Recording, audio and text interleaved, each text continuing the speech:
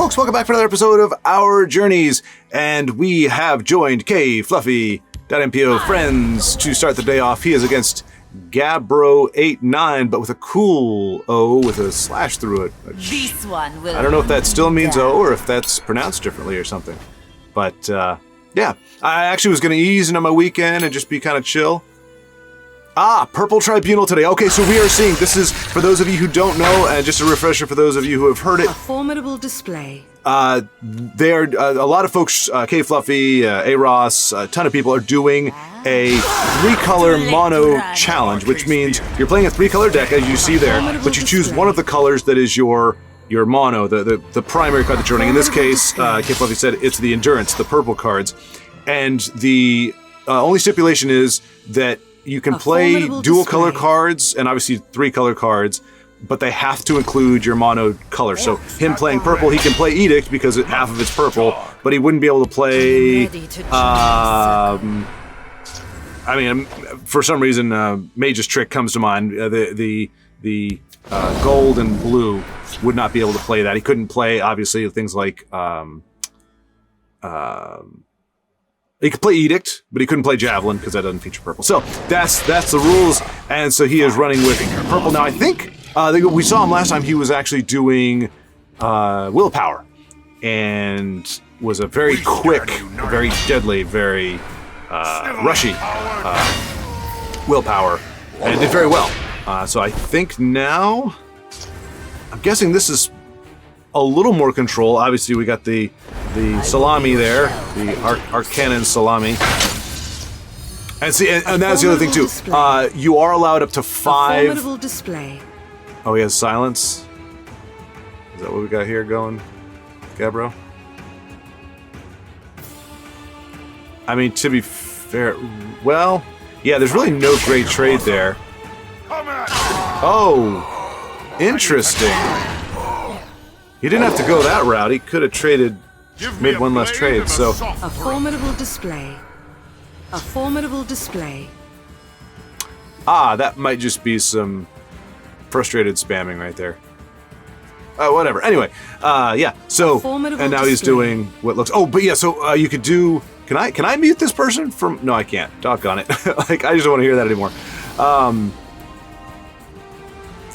So you can play up to 5 neutrals, but when you do, you run the risk of not triggering your allies. So as we saw there, Stalwart ally, I would say arguably probably one of the weaker ones. It makes sense in this card, or in this, okay, Gabro, shut your pie hole. Like, it puts the Gab in Gabro. There is absolutely no need for that many emotes. Like, that's ridiculous. But None of them can be trusted. okay, that's fine. He's got an Edict.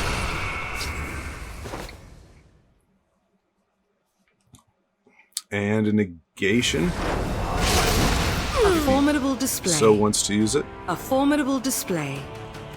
Kfluffy has far more patience than I do. This chatty A formidable display. goober. A formidable display. I'm serious, Gabro, like, war hero. Will be your shell. What are you doing, man? What are you doing? Look like a schmuck. A formidable display. A formidable display. Okay, I gotta believe there's some technical difficulty. Like, you can't be... I have no idea. I have no idea. Behold, my magnificent So I'm monster. thinking we will probably see the salami next turn, perhaps. Actually, no, the Ordinator of the... Well, he's going to be a 5 cost, yeah. Maybe not, but he's the only guard left. Oh, no, well... So... Yeah...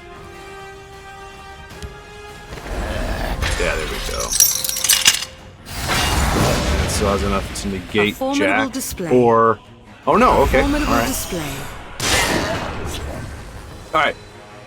I presume you know this, Kfluffy, but you can mute this guy, right? You know you can mute this guy. I don't know how you do it. My goodness gracious. Let's do Like I can't keep a thought in my head right now. By the 8th, they will meet their maker. A formidable display. A formidable display. really trying to get, I'm guessing, a bigger body display. on the board. A formidable display. The tribunal will always count to the people's aid. The tribunal's I bow to your victory. Well, I guess that's what you do when it's such a formidable display. Should have been more words. We are observing another Kfluffy game. I want to see a little bit more of the mono purple in action here. We saw it put up a good showing against a, best call it a frustrated warrior deck. Kfluffy being very charitable, saying, "Hey, you know what? Maybe you're just having a really rough day. The game can get under your the game can get under your skin sometimes," which is very true. It's very true. Pay to pass unhindered. And he's actually seen worse. So I said that I had not seen, that was the worst emote spamming I'd ever seen. Because I've seen it where it's like, they'll do like 3 or 4 in a row and then they're quiet. And then again at the end when they've already won, they do the same thing. Or when, you know, at different points they'll do it. But to have it just be like, almost ad nauseum. So, that blows my mind. The idea that it could be worse than that. Wow. But you know, yeah, and that's the distinction. Look, you've heard me get upset. I told you I get upset. Like the game can really do it, but you don't take it out on other players. That's my distinction, and that's where I say that can be avoided. You can't necessarily control how you feel about the game, and yeah, it can really get you frustrated. But I think the distinction needs to be that that's not passed on to another player. Like if you, I mean, that's why roping is such a bummer. Like, look, if you want to rage quit, or like, me, you're like, okay, the game's going sideways, I'm done. A concession is a more or less respectful way of saying, okay, whether it's rage-induced or it's just kind of, all right, let's move on. I got, I can't spend my time on a game that when this particular game is pretty much lost, or whatever the reasoning is, you're not taking it out on the other player. You're saying, okay, you get the win. Like nobody's gonna complain about getting a win. I sure as heck don't. So you've got that approach to it. But that's what makes roping so bad is going, okay, I'm not happy, and instead of just conceding or quitting the game, I'm going to make sure you can't get your win for another 2 minutes. I'm going to waste your time because I'm having a bad day. So that's where I say there's a distinction between understanding that somebody's having a rough day and saying, no, you're being a jerk. Like that is the definition of it, is unnecessarily treating people with disrespect because you're upset. That's why a lot of times if I do get upset, it hasn't happened in a long time because fortunately I just haven't run into a lot of jerks lately, but when if I were to get upset, I leave the room. Or I extricate myself from the situation. As I said before, I'm better when I have that time to kind of cool down. See you later. But that's a way of going, okay, I'm not going to yell at you, I'm not going to whatever, I'm not going to say anything. I just know at this particular moment I need to be out of here. Okay, all right, let's get back into the game here. I know it did help. Oh, you don't see that one very often. And this is the cool thing. This is what I need to be thinking about when I'm building my mono tri-mono decks. I don't know what a cool way to say that is using that as a way to find cool ways using that as a reason to find cool ways to play cool cards, only to have them stolen away by somebody else. So that, see, I wish negation put the card back, but if you negate her, then it doesn't matter if she lives or dies, he gets to keep that card. So it looks like, I mean, he can negation that to create a trade. Okay, play into his outs there.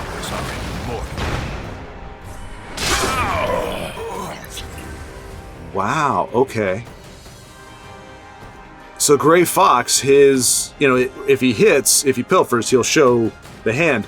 And Kfluffy chose, valued that, like depriving his opponent of that mechanic more than the extra little bit of punch. He's in good shape if Apocalypse Black Rider doesn't have a way to push that last 2 damage. He is sitting on a Magicka, though. He could have removal for... True peace, ferocity. Okay, no, it doesn't look like it. And you can't negate it, so... I was really hoping Kfluffy would have... Must be cleansed. We draw power. Oh, no, that's why he did it. Duh! Duh, because he can get the 5-3 back once he kills her. That's why he did it. Very... See? See? Ah, so slow. So stinking slow. Brilliant play, Kfluffy. Brilliant, brilliant play. But that's why. Like, it's like, look, 1 point of damage doesn't make a difference. You saw he took out the Grey Fox had 1 less damage. Okay, see, that would have been the game 2 turns ago, so very fortunate there. But yeah, it was like, all right, if you can beat me with 3, you can beat me with 2. Or if you can beat me with 2, you can beat me with 3, or whatever. You know, that process. The odds are that's not going to be the determining factor. All right, so might use Ordinator, but Corpse Curse is probably going to be safer. And you see, again, man, just it's a seamless pivot. Just going, okay. Now we are 10-14. Easily with lethal on the board. Just like that. 1 turn, well, 2 turns, goes from being on the back foot with 2 health to on the precipice of closing this thing out. And from what we've seen, I would not expect to see Immolating Blast from Apocalypse, but we have seen in the past that even more or less pretty aggressive decks run those kind of bailout cards. Like, I mean, he could have New Era. He's a turn away from being able to play it, but I would not be surprised at that either.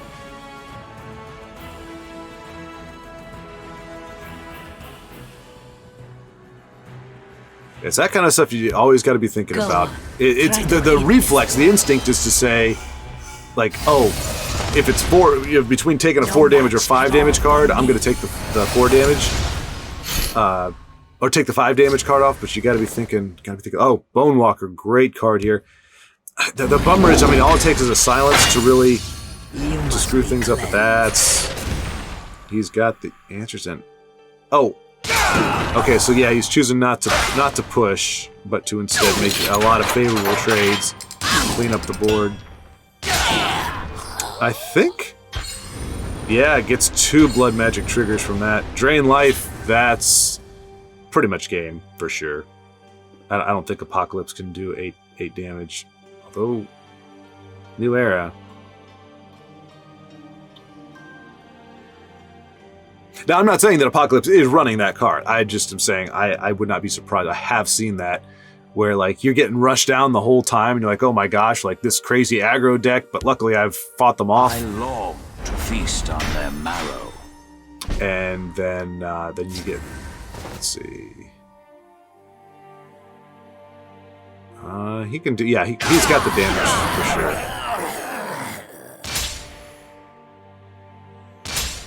But yeah, it's gotta be more than just the reflex. So yeah, he's got it with Drain Life, if nothing else.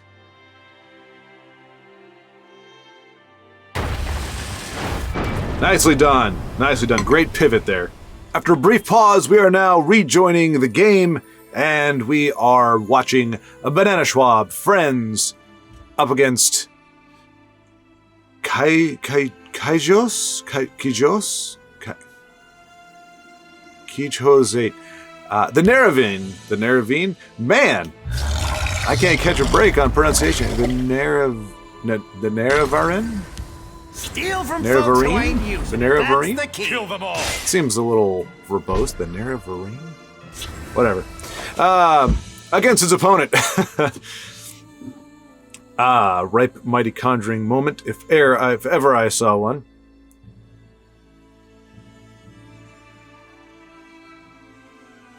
Although that 4/4 Defiler is a little troublesome.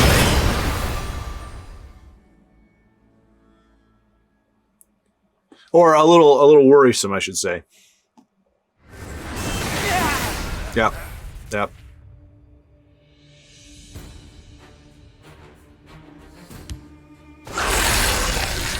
And a heads up, so I actually had a brief conversation with Kfluffy after his last game there, and he gave me some advice. Some of it I'll save because we are going to be doing a spotlight we just got to schedule one. It'll probably be sometime early next year. So look forward to that. But Belmona is an amazing. Awaiting your command. Had an amazing career. Apparently hasn't been in the game for a while, but had an amazing career with Arena. And he suggested if you go to Reddit, December 2020, Belmona has a post giving advice on. There's a post on just general gameplay on cards and which one should go in your deck, and kind of a little bit about deck building, but then also has this apparently a good article about, or a great article about building for Arena in particular. I think Kfluffy said they had, was it 3,400 Arena wins or something like that, and they haven't played for about a year and a half. So anyway, I just wanted to put that out there for you all as something to check out. I'll be checking that out myself probably before the next time that I log on to play TESL myself, just to see what's what. I mean, free advice from somebody who's got a nice track record.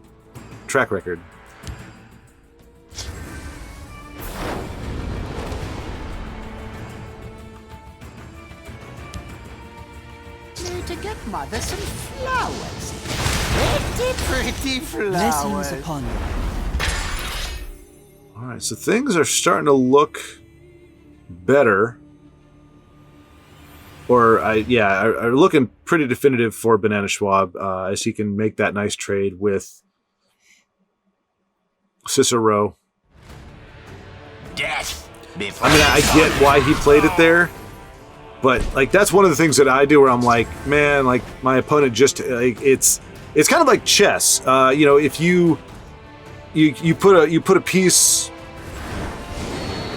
Okay, he's not going to trade with that. Oh, because I'm guessing he's just going to start going face here. 14, 17, 18, 19, 20, 21, and 25. Okay. And then with Defensive Broomer, of course. Yeah.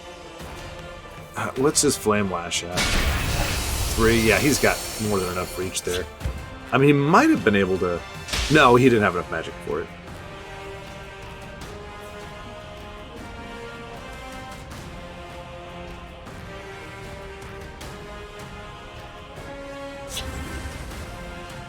Not sure how many options Kijo, maybe that's how you say it, Kijo has, but I don't think he's going to be able to stop the Mad Rush.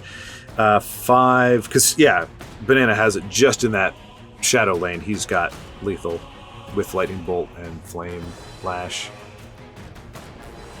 and Defensive Room. He can play them all, so definitely has this one. But we'll watch him finish it out. I would rather die than see House Redolin dishonored. Well, if being dishonored means... Okay, hey! Kudos to Kijo, because that is a card you don't see very often. And it's turning out to be... Usually when you see a card like that played, it's because a Mudcrab gave it to him. Now, maybe he did get it. We didn't get to see the whole game. We came in a little late. But... it doesn't look like, I don't see any evidence of Mudcrab shenanigans, so he just plays that card as a, okay, let me turtle up here a little bit. And that, I think, there you go, nicely done. Nicely done. Up next, BodyBagBeezy is going to take to the field with a Dagoth deck. We will be rejoining Bananaschwob. He said he just started an event, so I am going to hop on over. I did want to take a quick look and see how BodyBag is doing, simply because, as you can see, is rank 6. So if you saw Friday's video, you'll know that he had a really rough go of it. You know, I always say the game doing him dirty, does you dirty, where you just kind of everything, nothing goes your way. So I had a little bit of a rough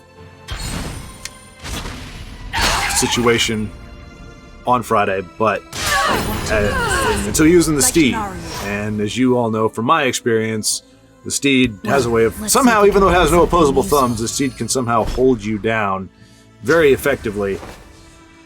But he broke out of it. It's very excited to see that, very happy for him. So I'm wondering if we'll see Cultist or Elder Gleam or Lightning Bolt. Gosh. Oh man. I am amazing You've at been looking determining for what my opponents will do. Okay. With Gatekeeper, he can... I mean, he can only do 2 damage to face if he does it this way, but he could use Gatekeeper to get a favorable trade with the Assassin. And by favorable, I mean she'll be able to respawn.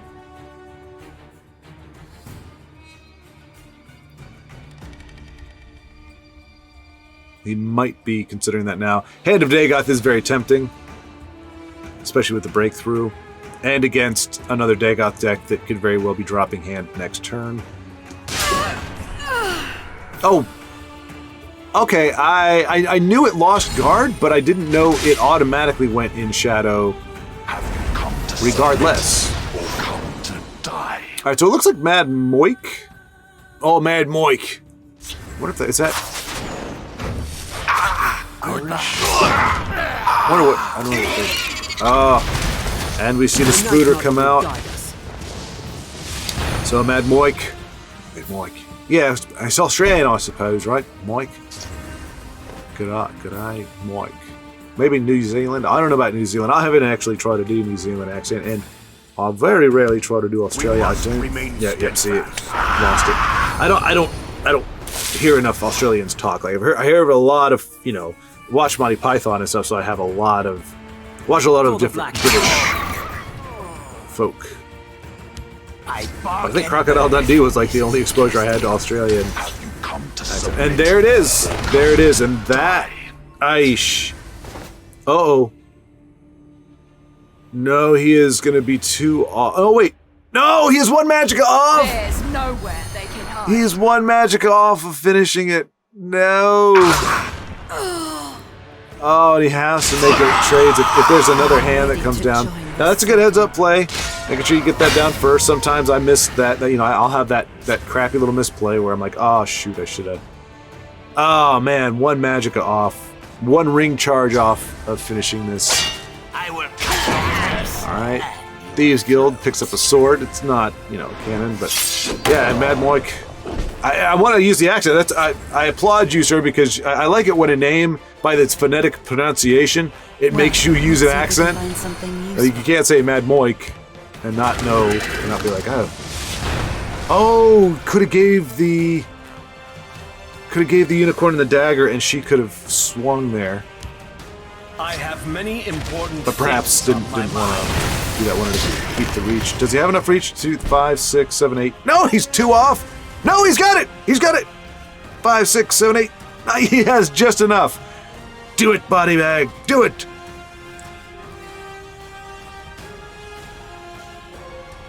Steel sword. I come back. Okay, yeah. Okay, maybe he doesn't need to use it all, I guess. It's 5, 8. There you go. Bam. And the Magic of Despair. GG. Body bag. So hey, he may be climbing out of rank 6 in no time. We'll check in with him later. Okay, poking our head in on a Carbon 77 game. Obviously, we seem to be kind of at the tail end of it, but we're going to see you in the next world. Well, if he can close this out. Definitely has a great board. Surf 5 has the Turd Stone on the board, which means again yeah. That's right. Carbon does have the answer with a Sentinel Battle Mage that will bring back another Atronach, unless Surf has a negation, in which case the Conjurer goes away. Oh, looks like he does, and he uses it. I mean, obviously you can't see what we see, but you just gotta, oof.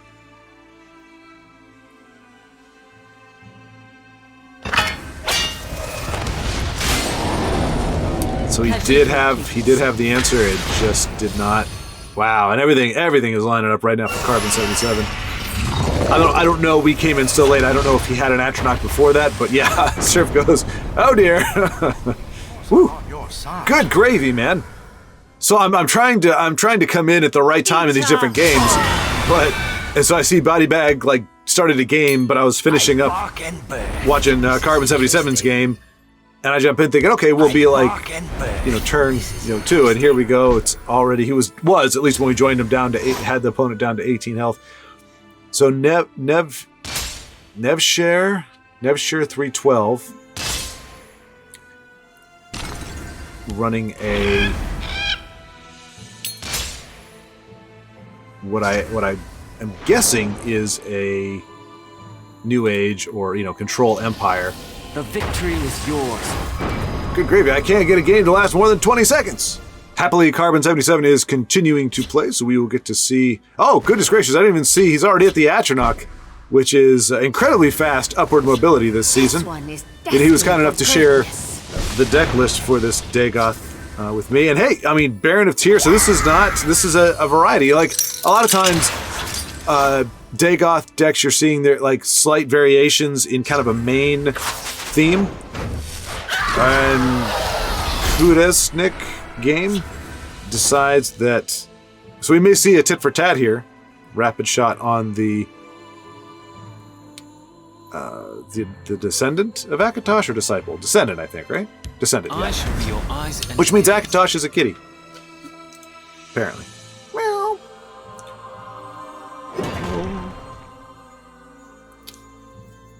Carbon may just choose, yeah, I was going to say choose to hold on to that rapid shot there. So unless Descendant gets ward, okay.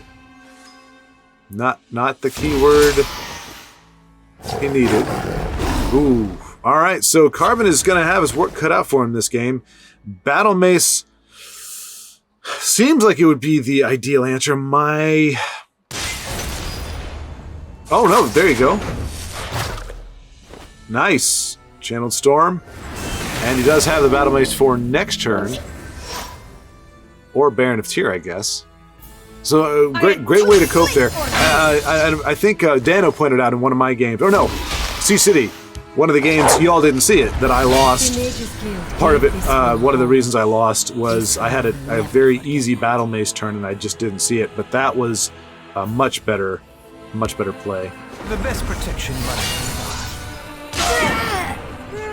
Takes care of the Descendant and gets another card on the board. The Baron of Tyr, or Tear. I guess I'm sure it's Tyr, but... Alright, the douche, good just because if nothing else, he's the guard. He can poke the 1/1, stop her from putting more cards on the board. Although... Ooh, this is always a tough one. It really is, because, you know, if you gamble on Hand of Dagoth, and they have removal, you're done. The douche, if he gets removed, that's not the end of the world.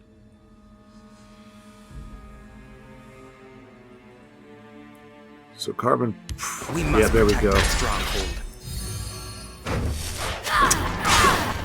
Okay, all right. Wisely choosing now.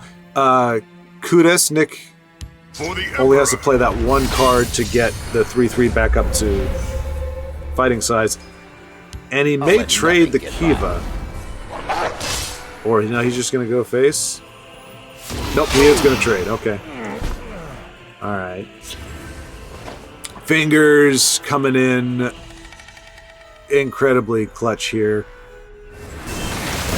1, 2, 3. And that may be just what Carbon needed to stabilize. Well, I shouldn't say may just be. We know he's got Hand of Dagoth. I'm guessing we'll see that come down this turn. And if Kudesnik does not have a removal in hand, that will probably elicit a GG. And Carbon taking another win.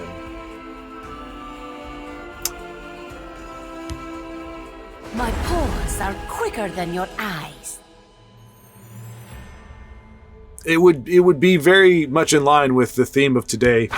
Okay, I'll just say for him not to play Hand of Dagoth, because I think so far I'm 0 for 3 in trying to predict what... There, he had it. He had it.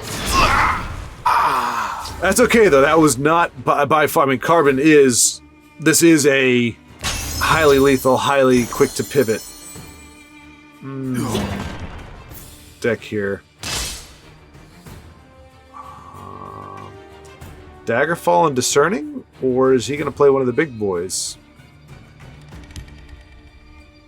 Okay, looks like it'll be Daggerfall and Discerning. My paws are quicker than your eyes. Unfortunately, by the time he gets his health total or his life total to the point where Royal Sage can give keywords, he probably isn't going to need them.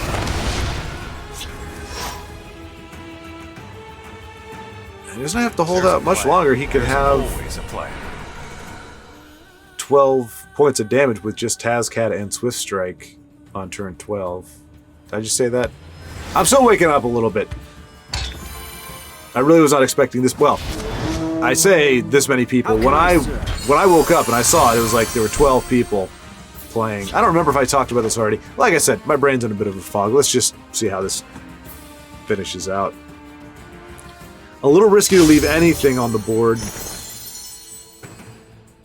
The 1/1 probably can stick. The well, he's got the Harpy, so I'm guessing Ancano to put damage on the board and the removal. Speak, citizen. Yeah, definitely Ancano. Probably take out the newly developed Drain. And then he can Harpy the 3/2, the Profiteer.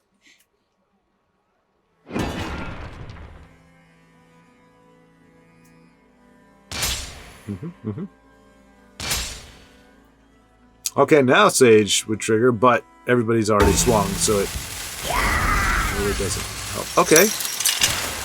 Breton and Rapid Shot then?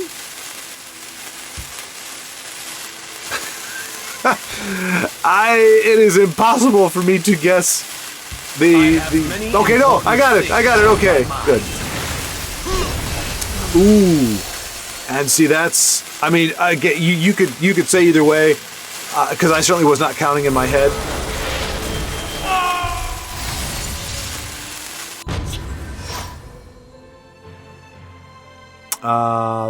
That? Okay, does it to preserve. But we do know Speak, citizen. she's got, you can give her a mace Your orders. and a Tome of Alteration. Is that enough? 6? Nope, that's 8. My math is not amazing. So you may have to use Cunning Ally if she triggers, which in this deck it looks like there's enough variance that that's not a guarantee. A variance in terms of attribute colors. So you can try to trigger her. If she does, Rapid Shot and Firebolt to remove the drain. Let's shed Red Deer and some aggro. light on I'm telling you, Carbon, this is what I've been telling folks. A lot of these aggro decks run... Oh, so we did get the trigger.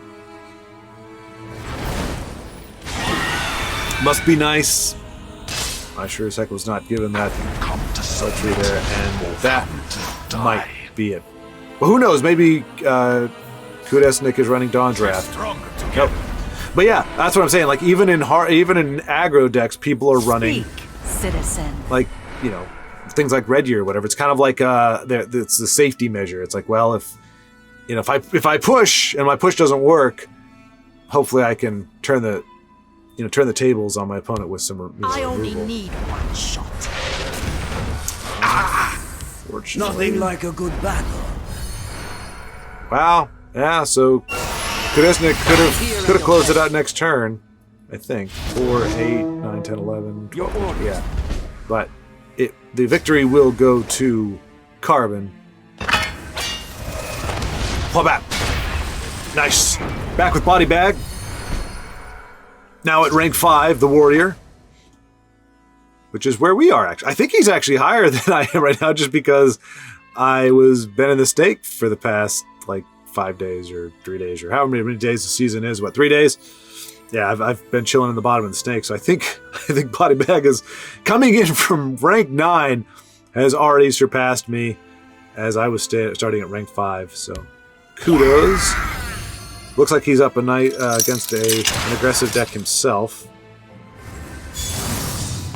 Let's take care of business. But as we've seen, this Dagoth deck is great at pivoting. Do your work. Face me, you dog. And he gets a I wouldn't call that a clutch prophecy necessarily, but obviously any prophecy is a good prophecy when it's on your watch. And Lightning Bolt is most assuredly going to deprive Double X. It's amazing. Tigray. We'll just call him Tigray. It's amazing how many names I can't pronounce in this game. I just appreciate the trifecta alliteration of BodyBagBeezy's name. It's like BodyBagBeezy.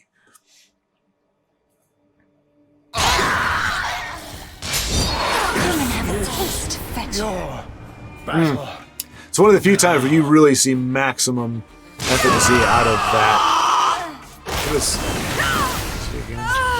Sadris Agent. A lot of times, he'll make a good trade right off the jump. Razzle ma dazzle ma dazzle. Try something. You won't. Unfortunately, he's taking a little too much damage for Wilds Incarnate to do much, but he is going to get some draw from Razum. Anyway, there you go. You get the 2-card draw that he would have gotten anyway, or would have gotten from the Wilds Incarnate. Shadow Master, seeing him a little bit more these days. Because he's a prophecy, right? Oh, is he not? No. There's a 3-1. You know, another Falmer that kind of looks like him. Hatchery Meddler.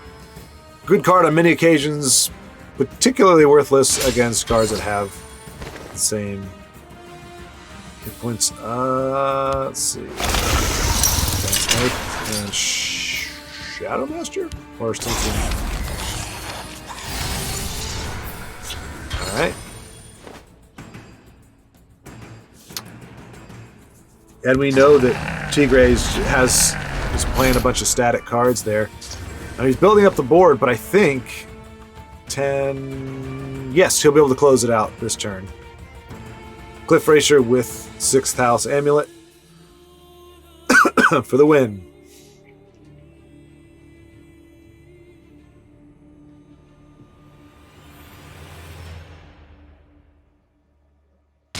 Yep. Razzle-ma-dazzle. Oh. Cliff Racer warded by the aid of fine battle. And that has to sting a little bit just because he got that from his Razzle-ma-dazzle. Well done, BodyBag. In the thick of things with Mark and a Redoran deck. Walk probably one that he is refining, working through and refining. So we shall see how it goes. He has climbed into the tower already.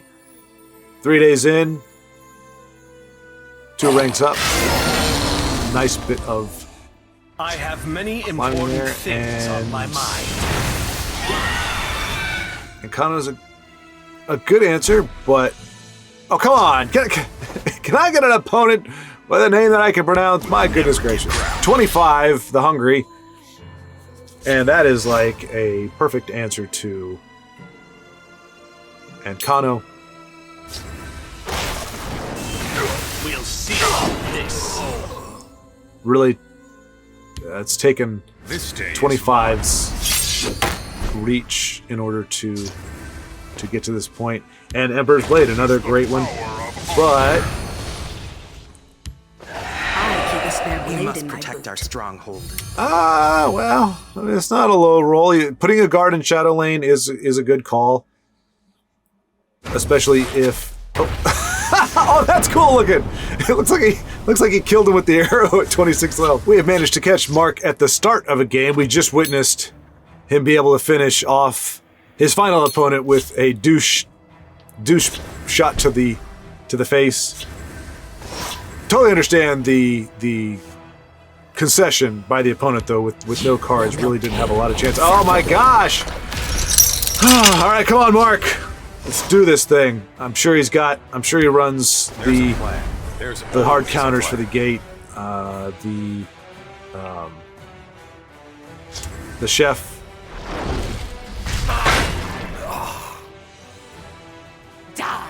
Cast into time. Well, okay. I know he's got cast into time, obviously, but chef and execute is what I was thinking of. But Immolating Blast cast into time. I think he's going to be all right. I think he's going to be all right. He has a nice suite of things. And Shadowfen Priest to wipe out that support. Oh, this is going to be rich. This is going to be fun to watch. So yeah, I'm guessing we'll... Oh no, you know what? Yeah, so Shadowfen to take out the gate, or to take out the support, and then cast into time to... Oh, perfect, perfect. Oh, it's so good to see. It's like scratching an itch. It's so satisfying. Or like a clump of bumps. You see a clump of bumps or something. Sorry, I don't know what that was all about. Well, cast into time used to mean the harpy would not come down again. But of course. Now there's 2 targets for casts. But I think the gate has to go. I mean, it's hard with the harpy being that big of a body. It's like, can I afford? I mean, and Immolating Blast could do it. I mean, if you really wanted to gamble, I mean, Immolating Blast is guaranteed to take out either the gate or the harpy. So maybe he does that, because he could roll high and eliminate them both, and then he's all Ramik. Okay, no, he decides. Okay, I will cast aside the guard and attack the gate that. Back my thing. Drawing another answer. Perfect. Cast into time.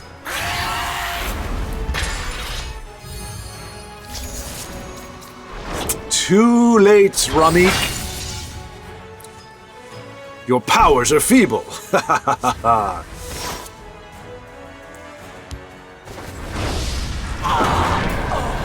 There you go. That was a better gamble. That was a win-win-win-win. Ramik is probably going to stick with it. Wow, all 3 piercing twilights. That would be hilarious if Mark had another Immolating Blast in his hand, but he does not. LEG's probably going to be kept around. It's another good. Since there was a slight nerf. For those of you who don't know, there was a slight nerf to invade. It used to be that if you could put a gate down, build it up, and then you could bring. Oh gosh, you could bring it back. You could do that, unsummon it, and then you would have a level 5 or 6 gate or whatever, and the gates would trigger each other, and it was a mess. So it went from being like just like 100% win rate down to 90% or what have you. We'll never give ground. But Mark has the suite of removal and stuff that he runs in a lot of his decks is really the. And Ramik's, I mean, honestly, against any other deck, any other like thing, he would be rolling high and probably winning. But Mark's just got all the. Got the answers.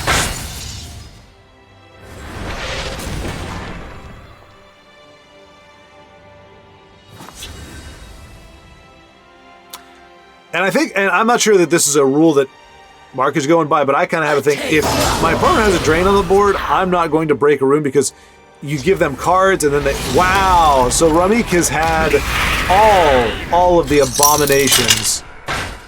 Has been able to play all of the abominations, and Marxist is still in the mix and is probably going to be able to pull this one out. So we're down 2 invasion parties and whatever this piece of crap thing is.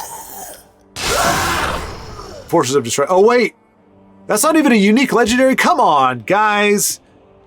I always thought that was a unique legendary. You can have more than one.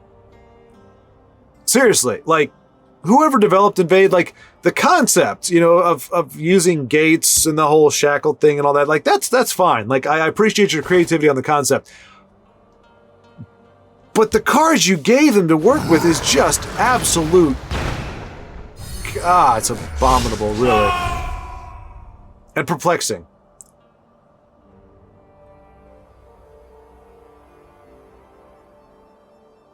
Mark weighing the options, or the...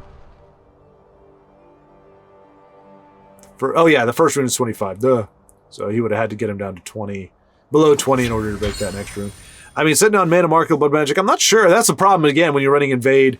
I mean, granted, I'm not personally like huge fan of Theft cards. I used. Come on, Mark. I really want. I want you to win this one so badly. Yes, Grizzly Gourmet. Like I said, he runs all the good stuff. I could just eat you up. This has been a battle. Would we expect nothing less? All right, we are back for the final. And hey, you know, this is a little bit of a lesson. I don't think that these two prophecies would have swayed the game, but they might have if they were, you know, they could have.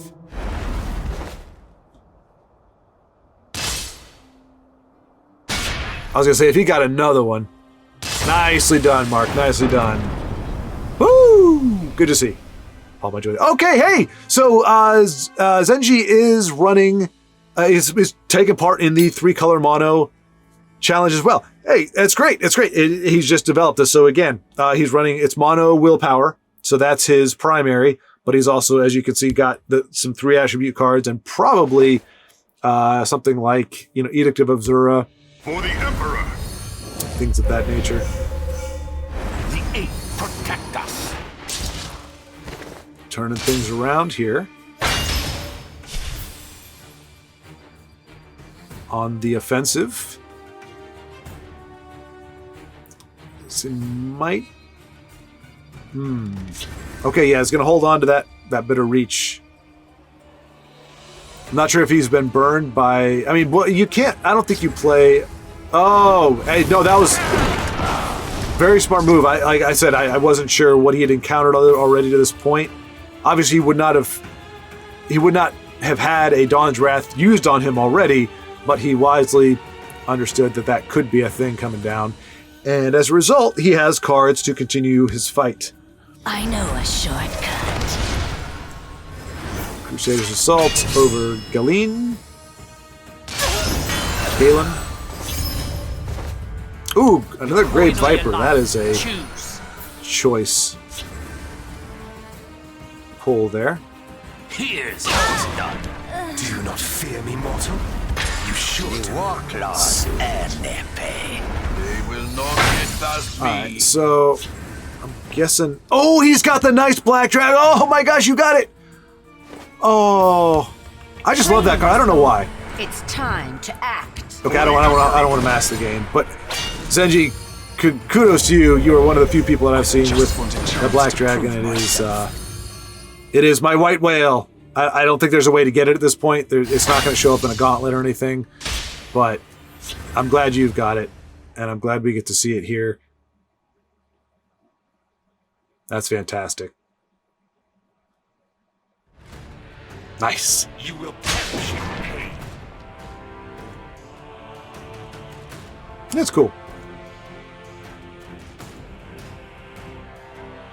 All right, we're good. And for those of you, oh, okay. I mean, well, And now for a practical demonstration. the game is definitely not There's over. only so much that can demand your death. So Black Dragon into Pit Lion.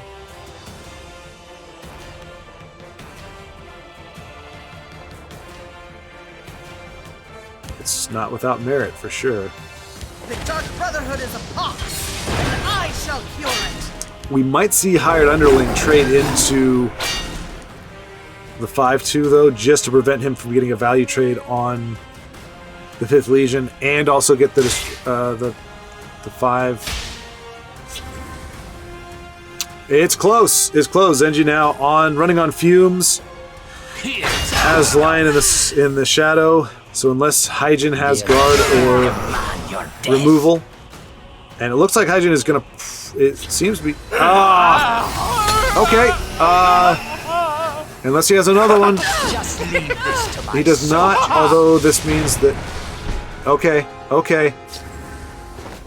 Come on, Grey Viper. Your life. Choose. I mean, cards he can play. They don't close out the game for him. But mono willpower. Well, I mean, you've got Gavels and Dawnbreakers. I'll see how they like someone. All right, so yeah, probably just Bruma. Oh no, he could Javelin, draw another card. If you Javelin the 5/2, he wouldn't have been able to draw another card. One off. But well. There's a plan. There's always a plan. Probably going to hold on to that Piercing Javelin. Does he? Can he do? Well, I was going to say he can hit with the Sower and then crush it and get 10 points. Doesn't look like he's going to do that, though. He might have been able to win with that. But that was a 5. So it would have been 15, 19, 21, 22, 23. Okay, no, he couldn't have won with that.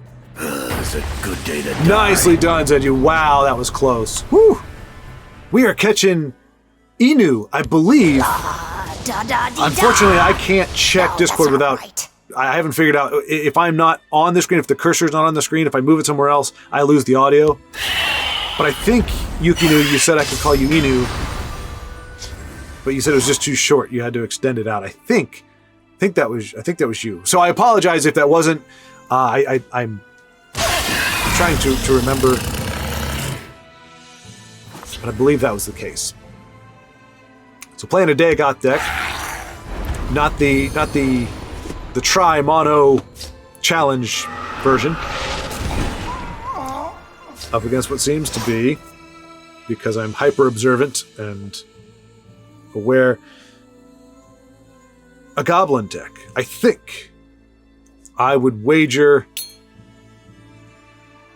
Oh, Singleton Dagoth. Okay, alrighty. Excellent. Thank you for letting me know.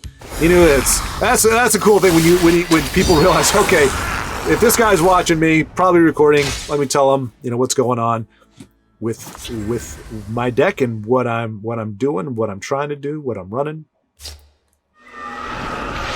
The forest is my cloak. So we are saying, so looks like the founder, seriously, we need to make a rule in TESL. Like, I don't think A-Roz covered this. Your name needs to be pronounceable. Like, it doesn't have to be knowable. Like, you don't have to know where Schwaaard came from or A-Ross or Kfluffy or anything, but it has to be able to be pronounced. It makes things crazy for commenting. I mean, it could be an acronym. Cool. We of the Reach adapt and survive. Trucks eat half. Oh, I'm horrible at this. Let's just get back to the game. The founder is clearly running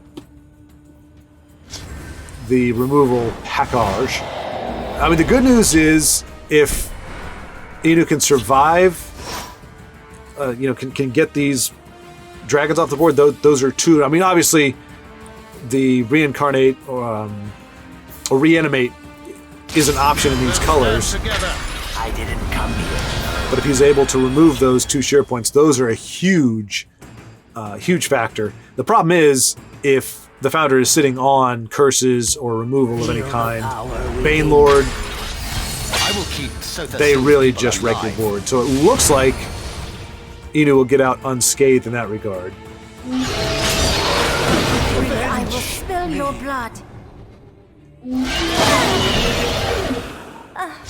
And even though the Wardcrafter is... Okay, so we might see Wardcrafter on the 3/2 on the Wisp, and then Mentor's Ring on it to... Careful there, friend. Okay. Goes the other route. So that will leave the sheer point alive. I'm sure I don't have any idea to Wait. coin purse. Oh, okay. I blinked and missed it. Oh no! No, no, no, no, no. Well, I mean, I guess it's not the worst. It's preventing a rune break. I smell the stench of the living. That's actually a really good pull. Care to make a friendly? And very smart to do that before. Like, that's one of those mistakes you can end up making is, oh, look, I'm going to always draw first. That's one of those times where you don't want to draw first. Because had he done that, Admiral Thard would have had to go bye-bye. Right now, he can... Let's see, what would he... Wardcrafter or... Nope, he's going to get -2/2. Takes out a spell blow and gets the shear point off the board in a great state. Some great plays there from... Okay, I'm going to say Yukinu just because I'm not 100% sure. I think it is Inu. I'll look at Discord. But anyway, that's a fantastic way to kind of transform a very dire situation. Founder looking for some answers. Finds the answer needed, denying the drain, the draw, but leaves them both on board and takes away Brynjolf's magical abilities. Oh, but a fresh start off the top. What a draw! This is. I mean, it really is. I mean, that's the thing. You don't get the consistency. Oh, hopefully I mentioned it. This is a. They are no challenge for the Kashi. I did mention it. Behold, not a mono deck. my magnificent Singleton Dagoth. And that's the great thing. You don't get the consistency, but you do get... You can just put so many different cards in there that you wouldn't normally see in a Dagoth deck. Oh, please don't be Alduin. Don't do this. Please, no.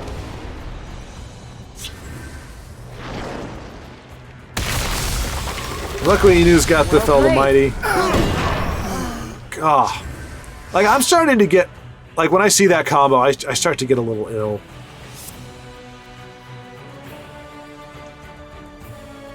I mean, I think he really needs to use... Just because Alduin can... Well, here's the thing. We haven't seen any other... Oh, no, we did. We saw Sheer Point. You do need...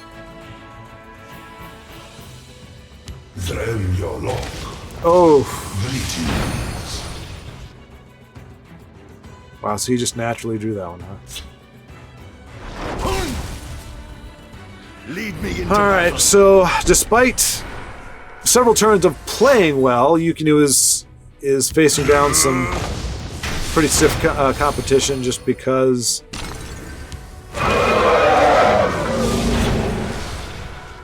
I don't know, I don't know. I think Midnight Burial was... It was one of the cards that was crapped out. Oh my gosh.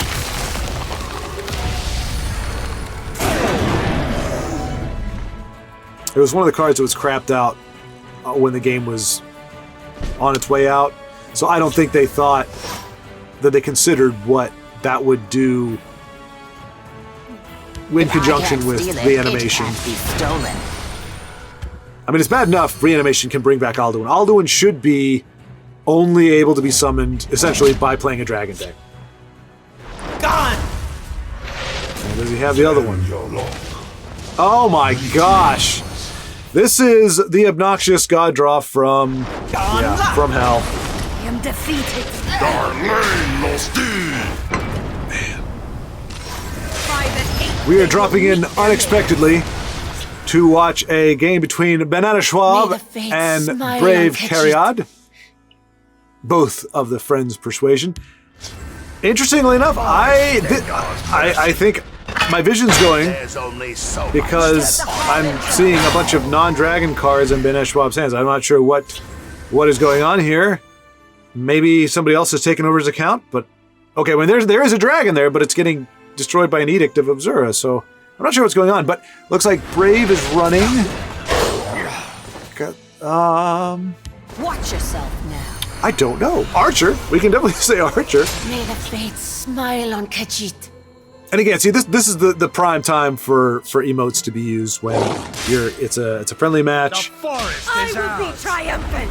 Okay, so this is just aggro Archer. She is just going in, trying to close this out. And let's see, what are Banana's options here? He can play something in Moon Moth to pull back another guard. Chooses instead to remove a card from his board. And a whiff from the elf sailor person guy with the giant tool that looks really cool, but I would have no clue how to use. The Nords must take back Skyrim for Ulfric Stormcloak. The forest is ours. Oh, okay, I thought we might see the... protect our stronghold. Okay, alright. We did see the dude. I can't keep up with how fast she's moving. I was like, well, I thought she was going to ping the douche with the... but no, she does with the... Okay. So you see how the board is. Just pretend that that's exactly what I thought was going to happen.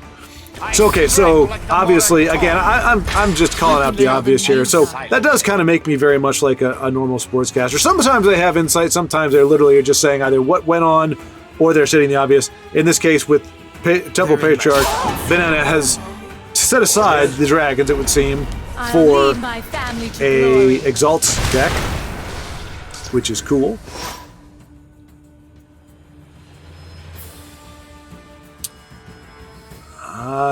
Nice try. It might. Barrelzar's tinkering on the dude to see what he can pull off. May the fates smile No! on Khajiit. Oh, interesting.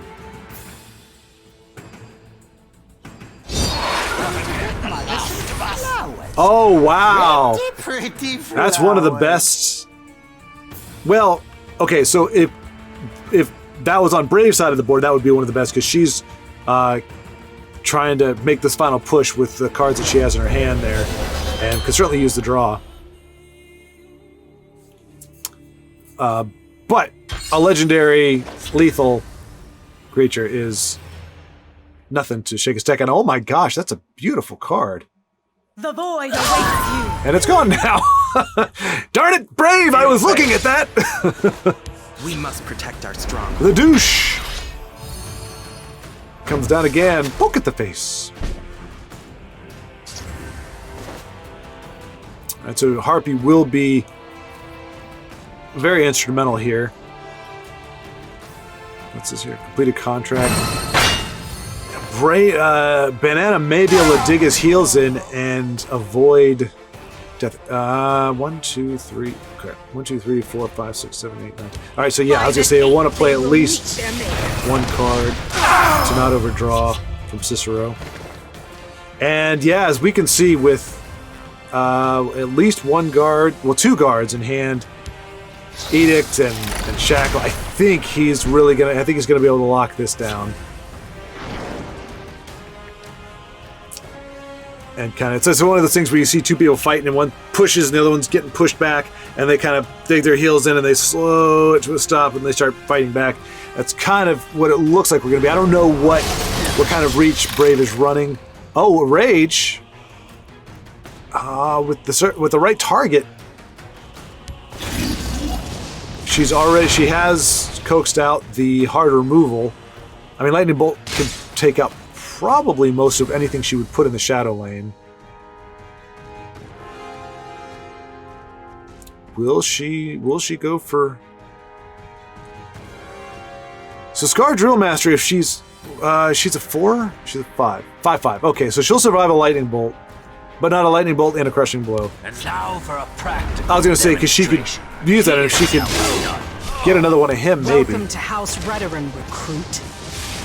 She might be able to spawn a duplicate of him and push more damage. But boy, yeah, Bananaschwob is sitting on removal for days. May the fates smile on Heck, Khajiit. he might even have enough. Well, no, it's 7, 8, 9 in hand, 11, Nicely 15, done. 16, 17, 18, 24. Yeah, he actually has lethal. Try. Care to go Or had again? lethal. No, has lethal. Chooses to hold off. The Drill Master with the rage. So full of rage she is. I will beat triumphant. and is going to make the final push. Is going to enable herself to, or give herself a card.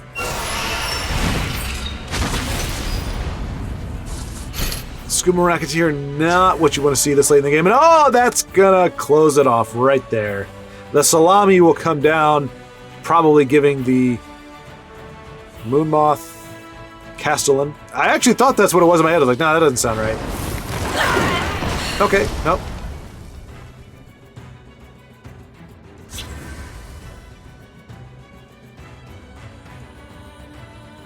Maybe he's trying to get Thorana's soulmate or Thorana's lawman down. So this was obviously a lethal archer that Brave was rolling out. So not only, I guess, mostly aggressive, although, I mean, honestly, I do think like things like Shrieking Harpy and the Sanctuary Pet can have a place in an aggro deck, particularly mid-grow, but even aggro, just because you can stop Drain from going off on you.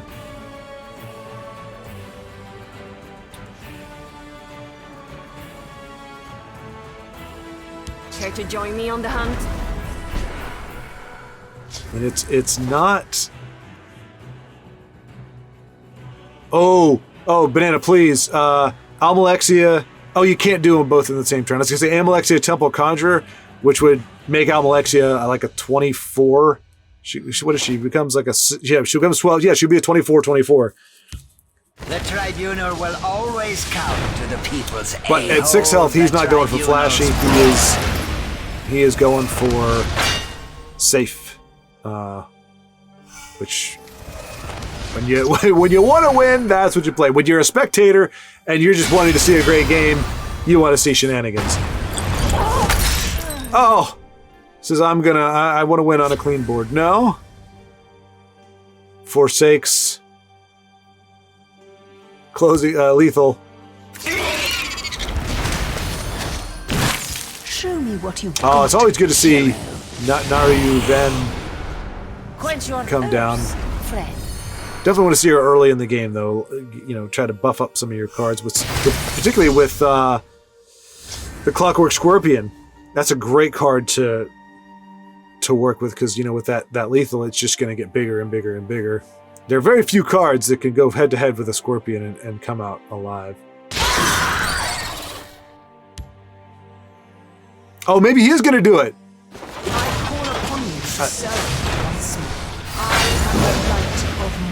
I think he might pull out Temple Patriarch and do the double the fun. Although, wow, no, okay. Nope. The douche. We must protect our stronghold. What will he ping? I will end. Okay. Heads up play there by Brave. I mean, she knows what's going on here. Come on, Temple Patriarch. Do it. Temple Patriarch. No! Temple Patriarch, do it! I want to see Temple Patriarch. Okay, he's going to do it next play. Nothing more. Most achieved perfection. He's going to do it next play, and it's going to go bonkers. Oh. Fighters Guild recruit coming into this point in the game is like, what am I doing here? They're all invincible.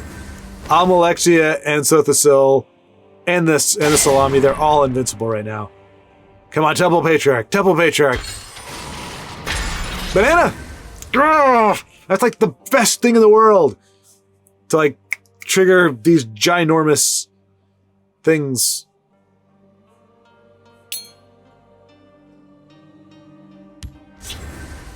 Ifra, stand with me. What was that, Brave? Did that guy play as a joke one, but the joke card not here? Oh, okay.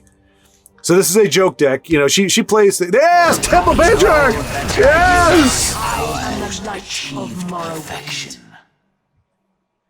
Wait, she only becomes a 19? May the fates smile on Khajiit. Huh, thought she got bigger than that.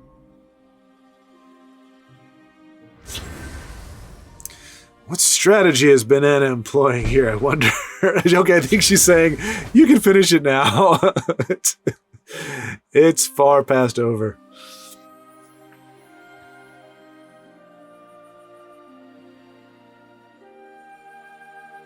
Oh, he may be waiting for her to play. She said this is a joke deck, but she hasn't drawn her joke card.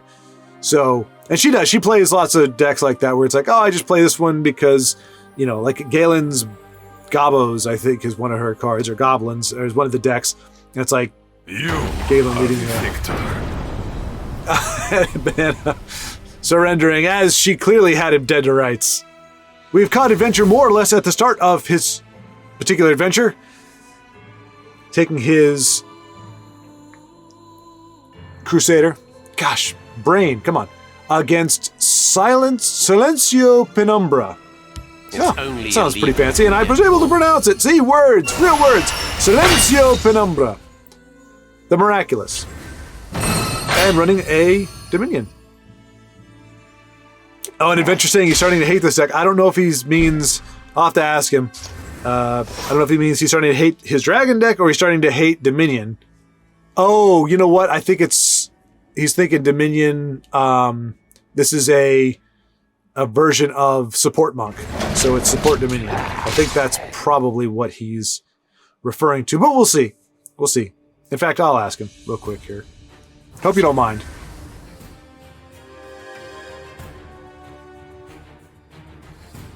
I have no time.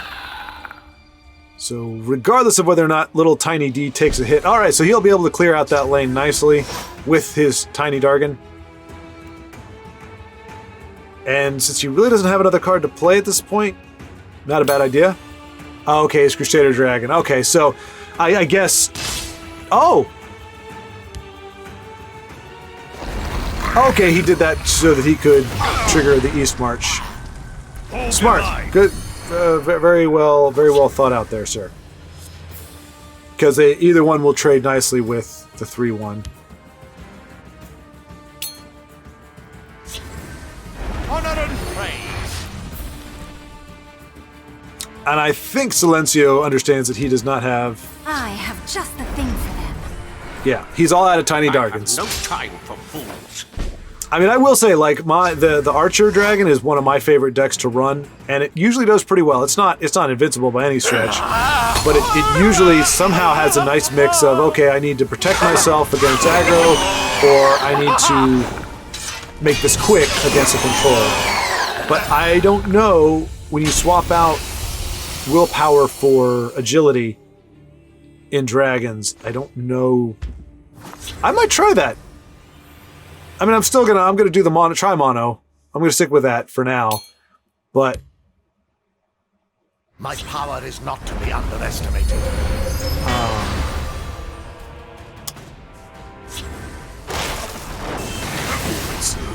I was trying to juggle things here. But yeah, I might try to make that work because there are some like Karth. I don't know. There are dragons that are fun. East March is such a great card in the willpower colors. It makes a lot of decks that otherwise would be hard to maintain or hard to have any consistency with in terms of win rate. It helps them out because it really. I think that's probably the only draw engine that Adventure has in this deck. I have just the thing for them. You know, he's the I see you're in need of my wisdom. the 3/3 lookout, which actually he has those too. So okay, that would be the other one, I guess. He's running those. All right, let's see. So Silencio is he's got Blades Lookout. So but draw right now is not his concern. It is this formidable board that he's now facing down, and with the 4/4 having lethal. Any guard he's going to put, probably Revered Guardian is going to be the best bet. No, he can't play both. So Blades maybe in Shadow, and then Revered Guardian in Field. Nope, he's saying I do not need the draw. I need cards that they can buff up here.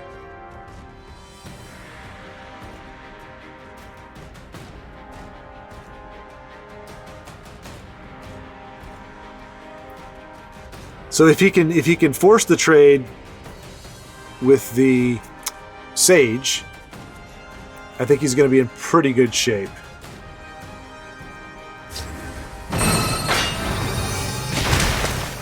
Yep, that's kind of worst case scenario. I mean, kudos to Silencio. That's a great card, but boy, he had 2 cards that were able to drastically change the board state and really tip it in his favor.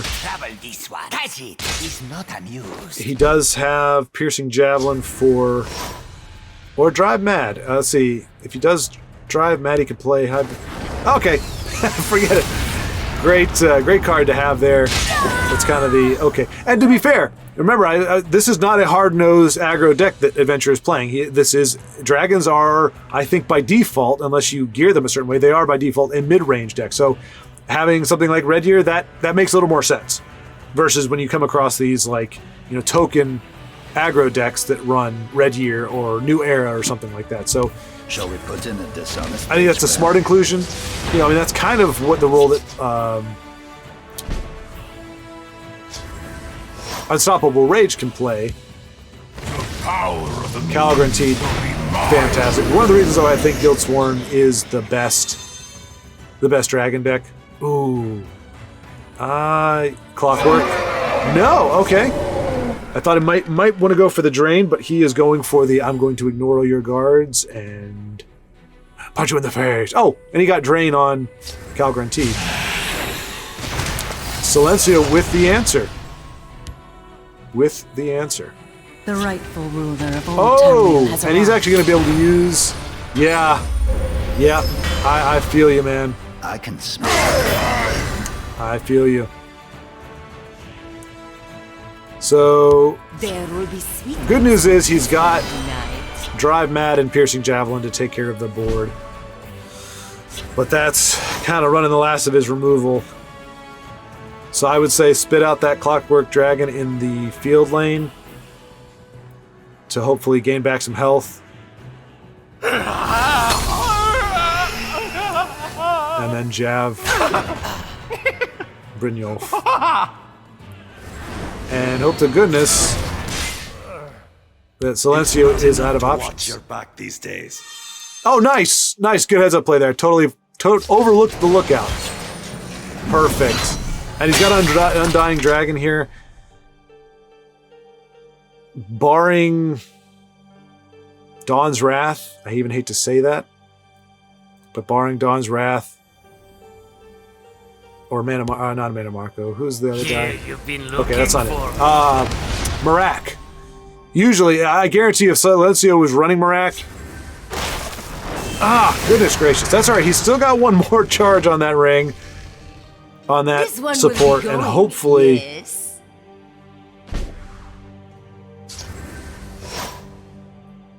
Hopefully this one will stick.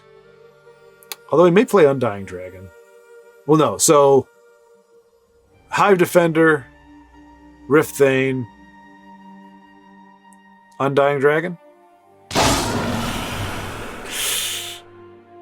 I think he may have been where I was earlier in the game, with not really understanding that, and maybe not. Maybe I meant to do that. My thought is that he did that, not realizing that the 5/3 would be invisible. So got the Clockwork. Hive Defender, Rift Thane, Undying Dragon.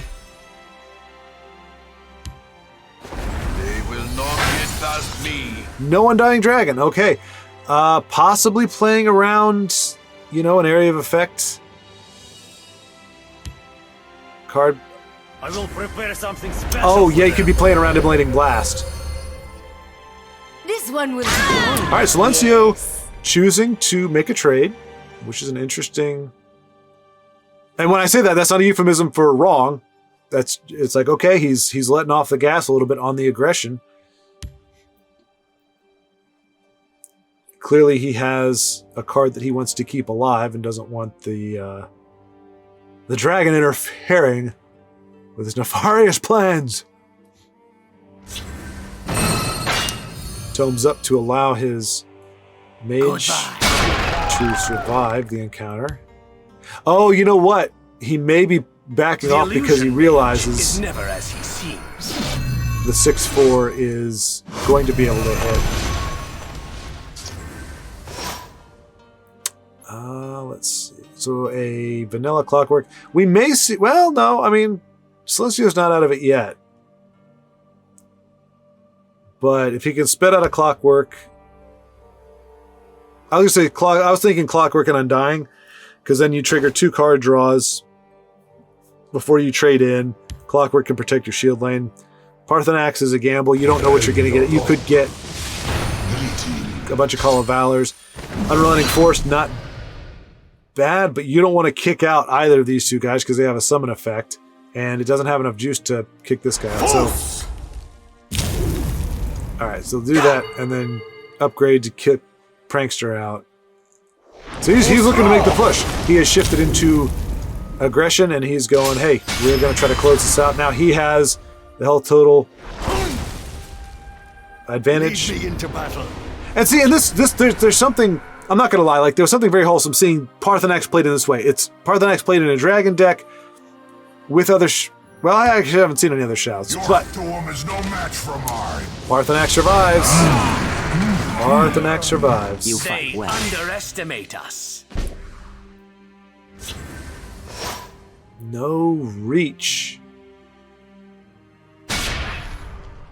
Oof. Oh. Yeah, you definitely want to get as many guards as you can. Fortunately, he can play both Clockwork and Tier. I would stick another guard. I would stick Tier over there and then Clockwork in the Shadow lane. Yeah, gotta do it. Gotta do it. Now, Silencio is running stuff where he could re-trigger, re-summon another Odabing. The problem is, both Parthenax and Clockwork survive if he is triggered again, because he only does 4 damage. So this guy can trade into 1, but that would still leave Parthenax with 1 life left, which is just enough. So we'll see what Silencio does. He's proven tenacious. Okay, he has a guard, and unfortunately, Blood Dragon is an Adventurer's Hand. But yeah, I mean, like, so Parthenax playing it in a dragon deck, and it's not like, oh, I'm going to bastardize it, I'm going to re-summon it. Adventure. I feel you, man. I'm talking all glib and just, making observations, but I'm not in the thick of things. I imagine for somebody... See? He does it. He did it again. They underestimate us. And Odabing's going to come back and You've got to go through him. pretty much wipe everything out except for Parthenax, but unfortunately now Parthenax is facing down a guard. So we can see a Blades Lookout into... Oh boy. I didn't even think of this. No wonder he is stressed. It's not enough to watch. Silencio can win this.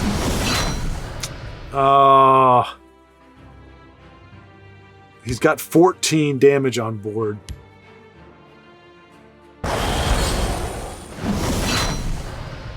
Just looking for that.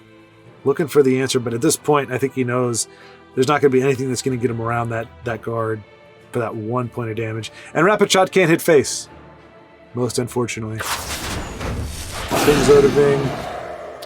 One more Magicka, and that would have been, well, marginally helpful. The 1/1 would have taken it out. So it really comes down to, does Silencio have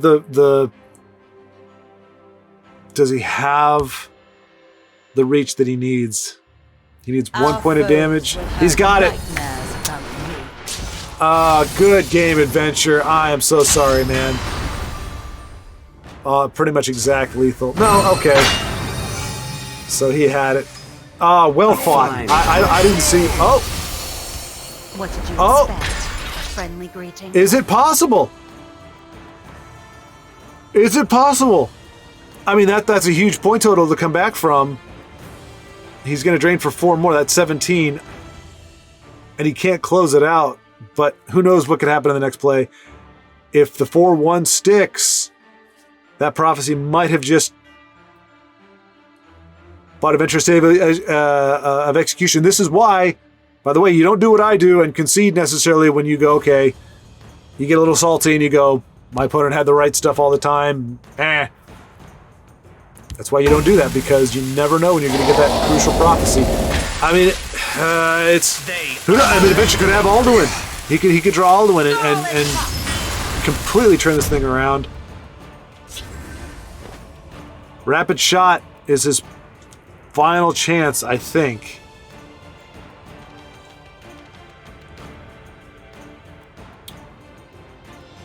Rapid Shot. Okay. Something of an answer. Yep. Trade. Green Pact in the shadow lane. A little distraction might prove useful.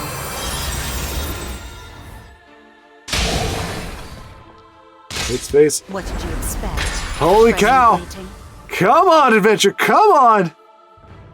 No, I hate when they flick that card because it pretty much said they got it. It looks like they've got it. Oh, this is tense. Come on, come on. I mean, Silencio, hats off to you. You played a great game, but I got to pull for my boy Adventure here. And just hoping that's enough to hold him off. Blood Dragon on the board, can ignore guards. Fresh start, looking for answers. Who knows? Changes everything. Did he pull what he needed off those top three? He just needs removal for the 4-1. Doesn't get it. Obviously, is it 19? Let's see. And Adventure does not have 8, 12, 13, 14. Doesn't have a way to finish this off, even if Silencio played nothing else. Here you've been looking for. Prankster Mage in particular. All right. No! Oh, that'll do it. That'll do it. Man.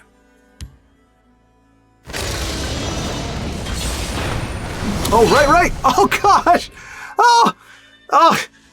Golly, I'm sorry, guys. I am the silliest person ever. I completely despaired. I forgot he has his draw engine on the board still. Speak, citizen. And this is, and I don't know why I hit, because you didn't have to worry about breaking a rune there. So we couldn't hit because Prankster Mage. God, big brain crammed into a small head. Big brain squish against size of small head. Big brain gets smaller over time. That's the only thing I can say here, folks. Thing was, Silencio did not have an answer for that 4-1. So unless he top-decked the answer, which he did not. My power is not to be underestimated. Oh no. Can he squish it? Can he kill it? I mean, if he could kill it, he would have just hit face, because I think anything he could kill it with. I don't think he has enough cards to... That might have been a misplay then. If he had one more card... If he has one more card he could play, that would have squished. Okay, so Rapid Shot removes the guard. I think he's got it. I mean, there's no prophecies. He's got it. Well done, Adventure. Well done. Look at that, brother. Wow. Wow. This was spectacular. I'm just making sure we were recording this. GG, goodness gracious. That's not what that stands for, but wow. Okay, we are following up that epic game with Adventure, who said he's now going to call himself Mr. Top Deck. We had that epic game we just saw. We're going to have a little fun with Brave. She just got new laptop, very exciting. Always a good time when you got a new machine there. So she'll be stepping away for a bit. Bright moons light your path. There's only so much that honor can allow. All right, so after that really epic clash that we saw with Adventure, congratulations again, man, for pulling that out and not giving up and not going, okay, well, we're just totally hosed, which is something that I would have done. That's the perfect answer for this lane here. My goal here, because she is playing, Brave is playing a fun game. She plays Gerald Forger, for crying out loud. No! All right, it's on now, Brave. You've just broken the beast. She is running the... endured enough.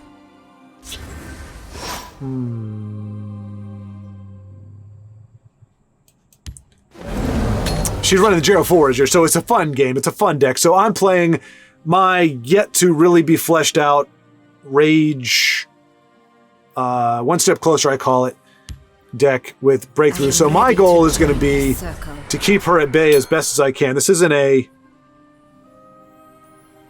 Customers only. This is... My goal is to keep her at bay until I can trigger a... whatchamacallit.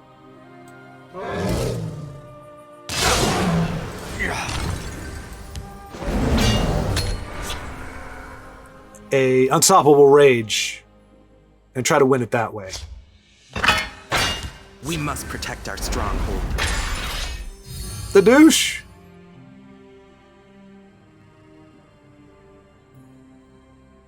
Is he gonna poke me or hit the face? How dare you, sir? How dare you? Alright, luckily...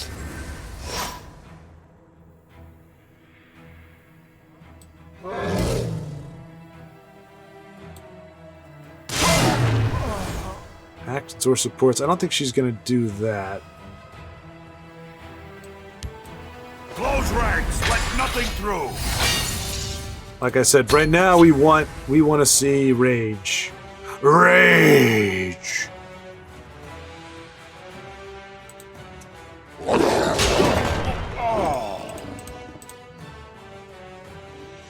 Orders. Alrighty.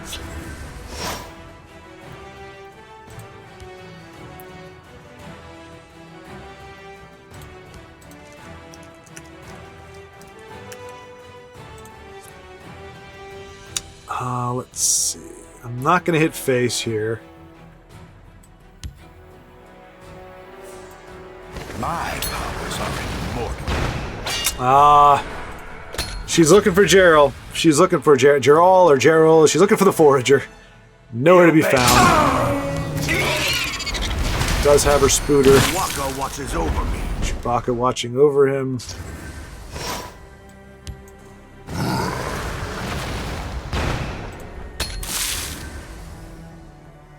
May the fates smile on Khajiit.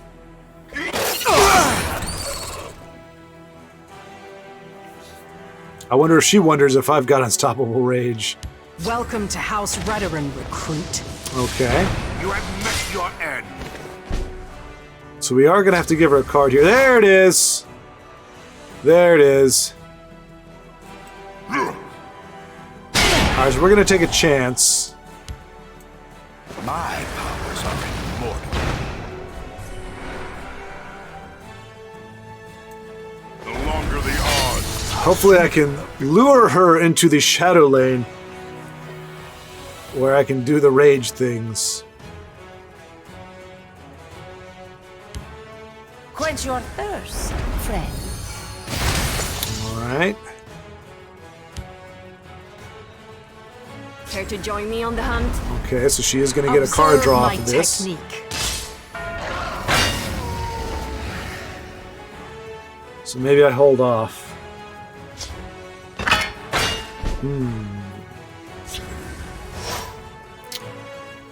Well, we can't OTK it right now. Time to die.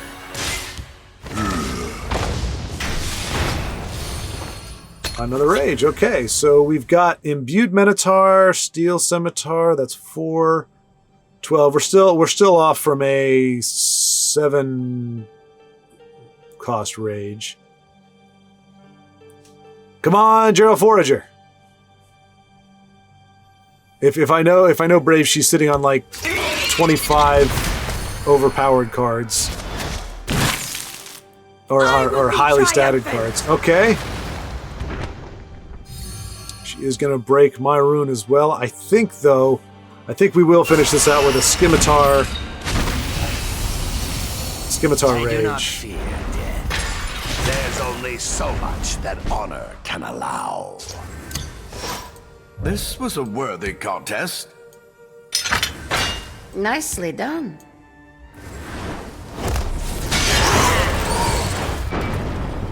So no Forager, but fun was had. You've seen it before in other games, but now it is yours truly versus Vincenzo, Yukinu.npo. We are both running our prototype mono, single mono tri-mono deck. Goodness gracious. So he's trying his out, I'm trying mine out. Luck to your and we will see where we can refine, where we can change. As you've seen, Vincenzo is a fantastic player, legendary, can sprint into legendary, so I think we'll definitely have our work cut out for us. And I'm guessing by that we are going to see this is a mono willpower. I have no patience for fools. Wait, did you hear that? Looks to be that way. I think Nimble Ally is going to be the play because it doesn't have an easy trade. Astrid would be nice because she would demand a trade, but it's only going to get the 3-2 out of the way. Ifra, stand with me. Got a little bit slow of a hand. I might have to, one of the things Kfluffy said, really got to have a lot of 2-drops. And so I think I may have to go back in there and make sure I've got probably a good stable of at least two of those. And we got to remember, he's running Ally as well. The Ally is always going to trigger. Take them with me. He does not have it, otherwise I'm sure he would have played it this turn. I'll profit from your death. So... We of the Reach adapt. Alright, interesting. Okay, so he's willing to play a neutral, which gives him Drain, and it throws off... The forest is out. So here's the thing. Do we... No, we... Ifra, stand with me. So we've seen 2 of our allies, he has not seen any of his, and right now that's the difference. If one of his comes down, it's going to screw up the trade altogether and make my life much more difficult.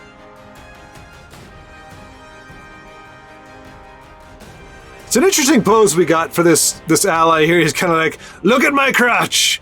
Look at my loincloth crotch! It's just going to be right in your face, and my hands are in the air too. It's kind of, I don't know. This one will never forget. It's a kind of cool looking card, but it really is just like I am totally thrusting right now. Yeah. Let's see if we can coax out a trade here with our little kitty cat. See, he wisely broke the rune when he still has Magicka, so that anything I play, he still has the option. In theory, he still has a card he can play to speak, citizen. Okay. All right. So we're seeing. No, he can't run. Okay, guide me. So we got a nice trade there. Go up on his mage. Thorn his mage may be the next premium I craft. I really like. I like the card in general. I like the art. I like the little spirity things, and it's a card that you play in almost every deck that has these colors. All right, so he's draining for days here. Thorns and claws. Okay, guide me. We are gonna get those down because we can shift into Protector of the Main and get a nice buff from the bat if it survives here. Okay.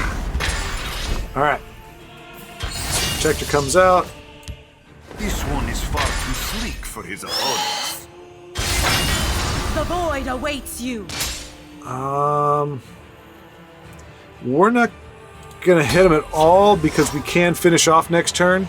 We could have finished off this turn, but I wanted to see what he was gonna do there. All right, so we won't be able to finish it off. We will be able to Territorial Viper though. So we're gonna swing with our bat, beef up our kitty cat even more. We'll hit with this one so we don't break a rune yet. We break a rune here. Alright, so we are severely punished. Let's go ahead and... We are severely punished if he has Dawn's Wrath. Please don't have Dawn's Wrath, Vincenzo. Please don't have it. Okay. Mini Dawn's Wrath. 1 card's Wrath. Alright, so we're not looking too bad here. we're just gonna make our push. The void awaits you. By the power of the hist. We do have Cliff Racer. Swift Strike isn't gonna get it done. May the hist aid me. So we're in a good position here. It's certainly not over yet, but with Swift Strike Did you hear that? in the shadow lane, it looks like we're doing okay. We'll hold, no matter what. Speak, citizen.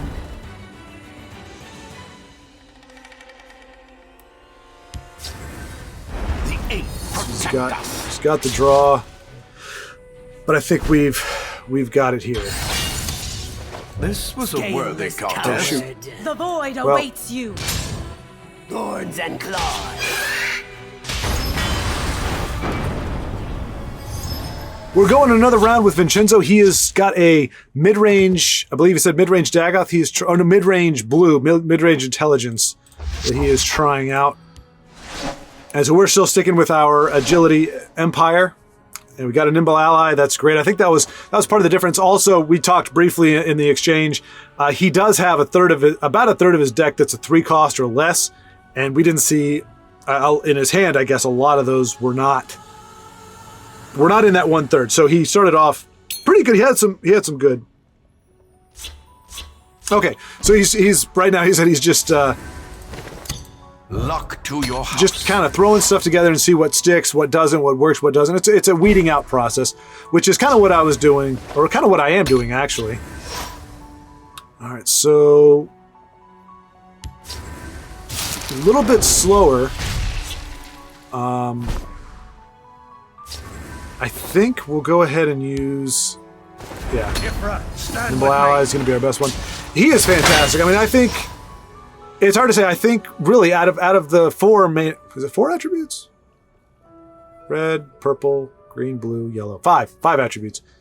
Really the only dud, more or less, that Kfluffy, as we saw earlier, made work.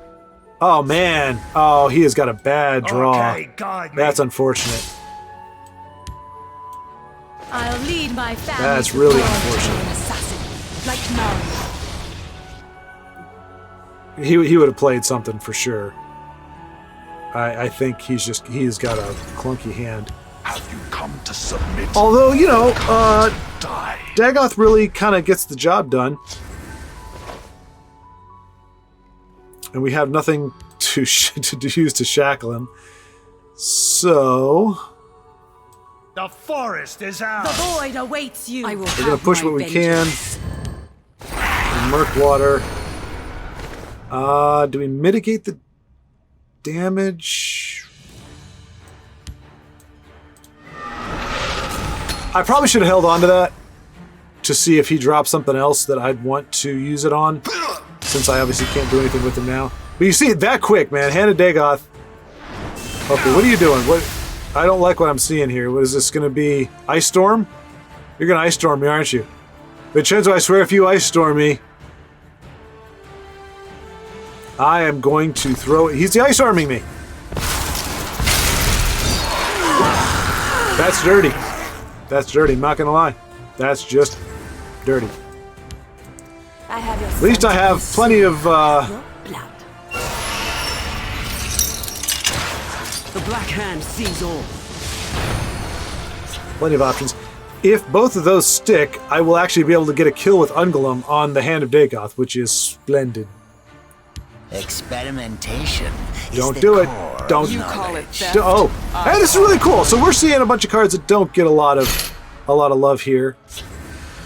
Do I want to use that though, or do I want to use it on her? Let's not be Even greedy. the gods won't hear Let's not your be greedy. screams. I mean, as much as I would love to give Ungolum his due, let's go ahead and. Feel the power within you. I want to be an assassin. This guy is dangerous, though. He doubles the power of whatever action Vincenzo plays. So he can play a firebolt and take out my my Hist Mage, if he so desired. Or like that Ice Storm would have been. Would like a word with So Forked Bolt. My spells are unmatched. Ross can confirm Fork Bolt is a bad card. Bad card. You should not be playing it, Vincenzo. Do not play Fork Bolt right now. My paws are quicker I than really your should have eyes. kept that curse. Doggone it. All right. So. For the black Oh, hand. this sucks. That's a good. Your death will be swift. I will have my vengeance. I want to be an assassin, like Naryu. None can challenge us. All right. We're in a bad spot.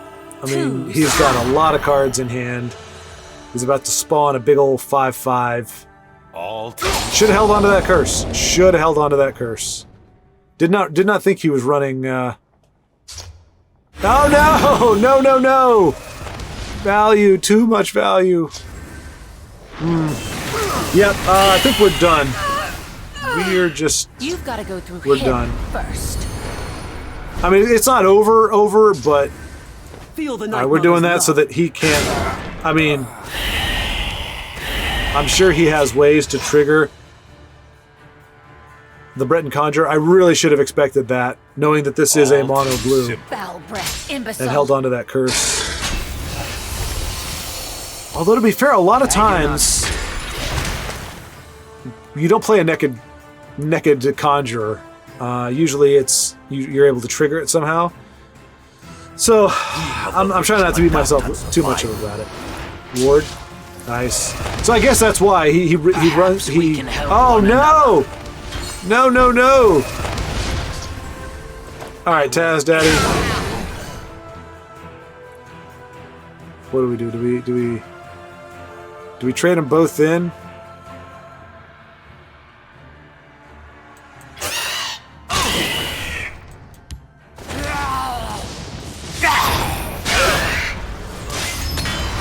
Alright.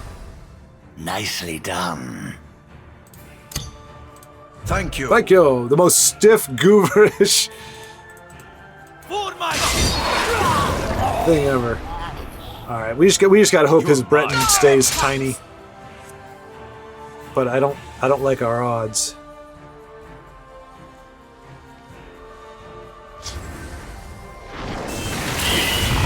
I was gonna say he had to have something for. Alright, so he's really okay, he wants to finish the game off. That's what I'm seeing here. And it looks like he's gonna be able to do just that.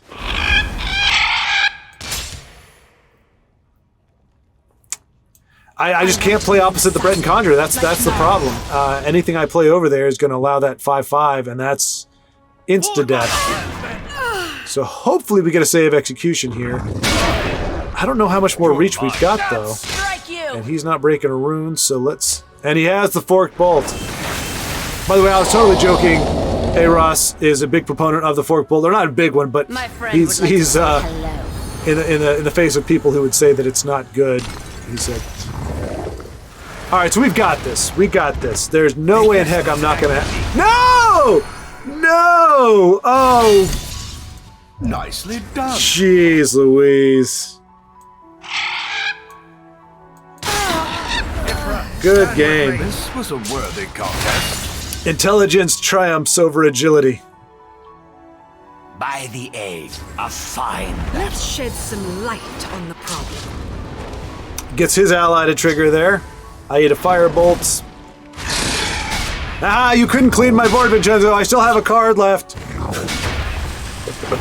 Good game. Good game. Hopping a little bit late into a match that I did not know exactly what it was going to be, but we got Kfluffy.npo-Friends against Ccitytoker. So two heavy hitters, two fantastic players, two folks that have been... Well, actually, I was going to say who've been with the game a long time. Most of it, I guess anybody who really knows Kfluffy or has, witnessed his entrance onto the scene knows that he's a relative newcomer. I wondered why I hadn't heard of him before, and I want to save some of this for the spotlight, but obviously, I'm not.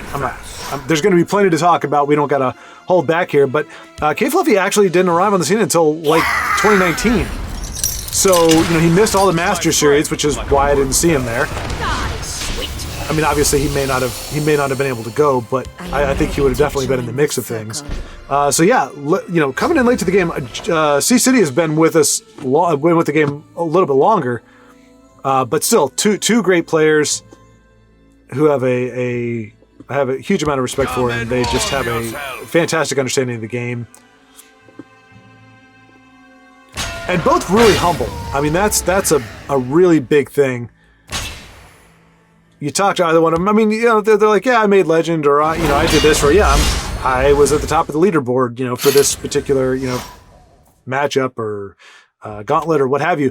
But it's not. There's really no arrogance. And same thing with Aros. Like, there's just, I don't know. It's really great to have, like, holy cow, wow, oh my gosh, high roll Merrick. Oh my goodness gracious. C-City channeling the heart of the cards with that. You're mine. I mean, was that enough to... I mean, good night. That was, I need to stop flapping my gums when that kind of thing is happening, that's for sure. Jeez Louise. So, Kfluffy is going to still be able to make a push with Belly G coming down.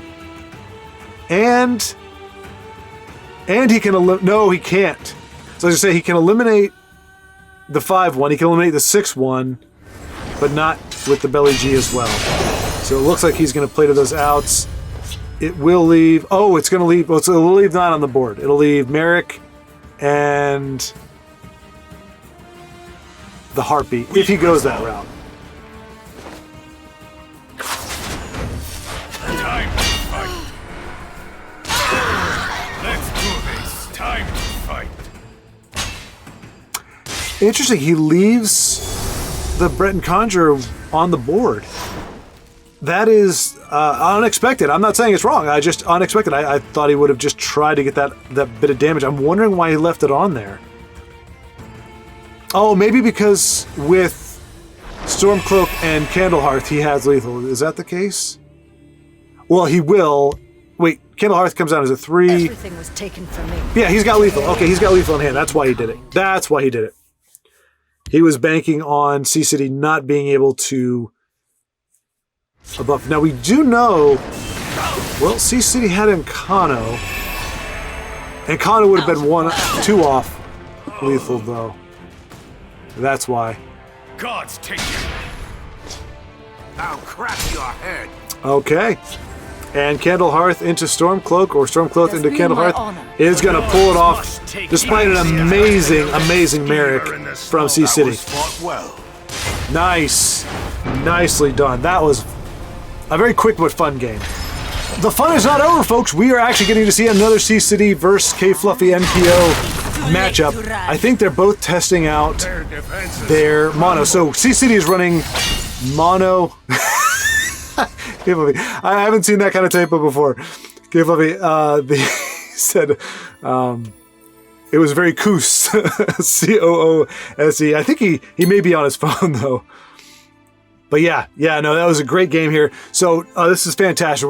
So C-City I think is running mono red in tricolor, and Kfluffy is obviously running mono willpower. I try to use the names versus the color, because the color sounds, I mean, obviously I use it all the time. I'm not casting any shade on it, but it sounds elementary. Like, that's my purple against your red. Like strength versus endurance. Like, that sounds cool. That sounds like an epic matchup, a meeting of the minds. Purple versus blue, it sounds like, I got a crayon and I'm gonna do stuff. All right, so I think this is probably, so Kfluffy switched gears. He was running willpower.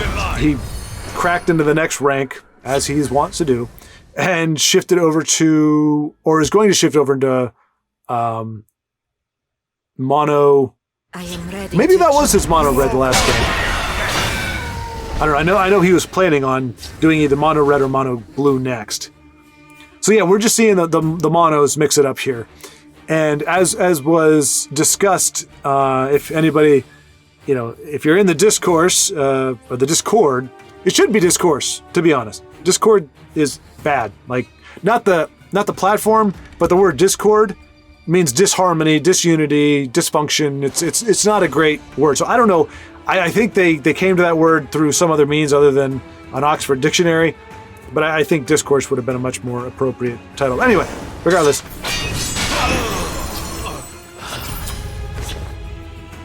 if you are in that Discord, they were discussing the challenges of the different decks, and mono red has a problem with 2-drops. I jokingly said you're a forager, and as we saw, Brave Carriot has created a deck based around that. Although we never got to see Zero Forager because she has probably the worst luck when it comes to draws.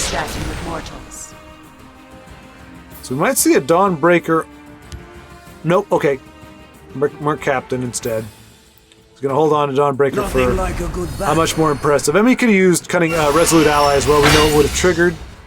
I'm pretty sure. I think Kfluffy said he is not running neutral. In fact, good night. All right, so C-City, interestingly enough, you know what? I think I remember him saying that. He said you need to try to run mono strength almost as control because it doesn't have those powerful, 2-cost cards that you kind of need to almost play a control game with mono red. As you can see, he's sitting on Dagoth he's got Belly G and another Cradle Crush Giant. So pretty much survive the early game and let your big cards come down and just overvalue your opponent. So it's kind of like the Red Mountain version, I guess, of Dagoth.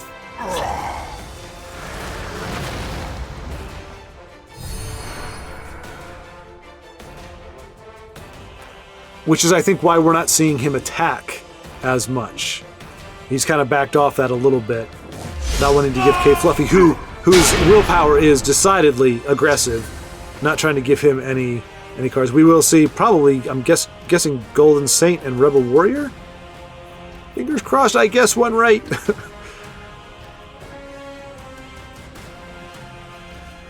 There's no way he can really address the Belly G right now anyway. So, and Tyr and Golden Saints both have the same. Step all right, I forgot. Kfluffy is not trying to protect; he is attacking. So that is why we saw that breakthrough there. Cradle Crush, great answer to the board that Kfluffy was assembling. Right now, no trigger for the 3-2. Still no trigger for it, but Golden Saint will get played here. Aha! Got one right. Steadfast, brothers. You can't underestimate the value of. Okay, and interesting. We must protect so the douche comes down, one of the few epics that I have been willing to craft use my hard-earned gems to craft, just gets so much utilization. I'm guessing we're going to see Cloud Rest come down, and I mean the thing is, C-City is really holding out for Dagoth. So if he's got Unstoppable Rage, he's got Belly G. Here we make our stand. Kfluffy is really spreading that board out. Belly G's going to be able to reject. Did you get there? Not really going to be fantastic. Can't play that in Rage. Can't play Rage in anything. So Belly G is going to try to eject something. He's 2 turns off though. It's going to be hard for him to survive this next turn. Oops. Kfluffy's going to get 9, 10, 11. Hold the line. Oof. And even with Dagoth, Prophecy could make all the difference. We'll see how they like someone who fights. That's hard, man. When Dagoth is in your hand that early, and you're sitting there looking at him going, I know you can help turn the table. Garnag not going to be a big help here.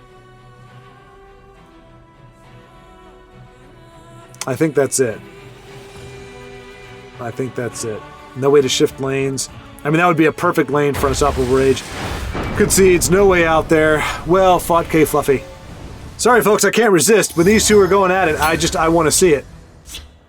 they've both got a lot of respect for each other. Like I said, they're both at that top tier. City, I mean, again, like I said, both are very humble. City will readily say that, you know, he is, you know, he learns from Kfluffy. He'll like send up decks, be like, hey, this is what I came up with. What do you think? And Kfluffy will give him feedback. So it's definitely more of a mentor-mentee thing. But the great thing is, and I'm sure Kfluffy wouldn't have a problem. That the great thing is, the more City learns, you know, it becomes a situation where not necessarily the apprentice becomes the master, but that the apprentice kind of rises to the level, you know, of the master. Because in this, you don't have, like, Kfluffy's not going to lose his edge. You know, it's not like a physical thing where as Kfluffy gets older, the young buck kind of supersedes him. It's a situation where both these guys are kind of helping to elevate their game. City keeping Kfluffy sharp, as Kfluffy said before, he has to be on his toes and you can't misplay when you're playing at this level.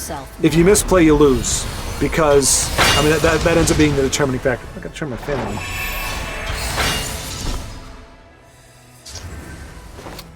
So City now switching to mono intelligence, from what I can see, in Dagoth. I'm looking forward to playing intelligence. I'm trying to step back just a little bit because I played a lot of Battle Mage, thanks to Arachis' guidance on the mono blue, and then getting the Battle Mage deck from City/Kfluffy, and then kind of tweaking it using Arachis' model.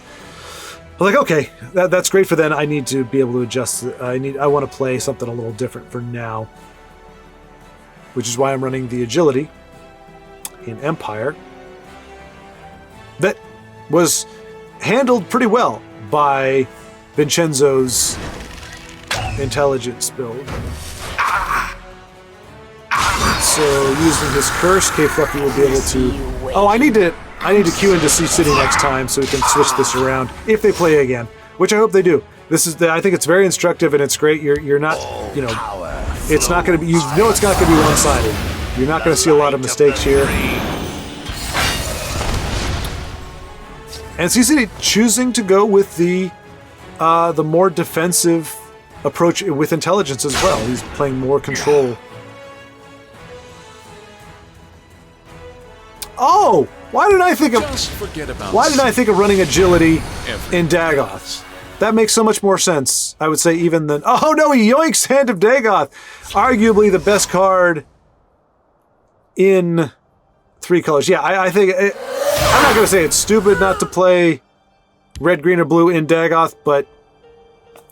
And there I go, crayon talk again. Let's do the fish stick. Watch yourself now. And Manic Jack just getting more and more manic with every passing turn. I will keep the Sahan is crazy good here, leaving pretty much a 6-3 attack. Granted, she is going to still ping for 1. And just like that, I was just about to say, like, no matter how bad the board looks or how overwhelmed one of these players looks, the next turn could change the whole thing around. So I just thought C-City had a huge advantage. And I was about to say, don't count Kfluffy out. I mean, I was right to say that. So Firebolt and Blackhand Messenger will put an end to Sahan's brief reign. But it does leave C-City with...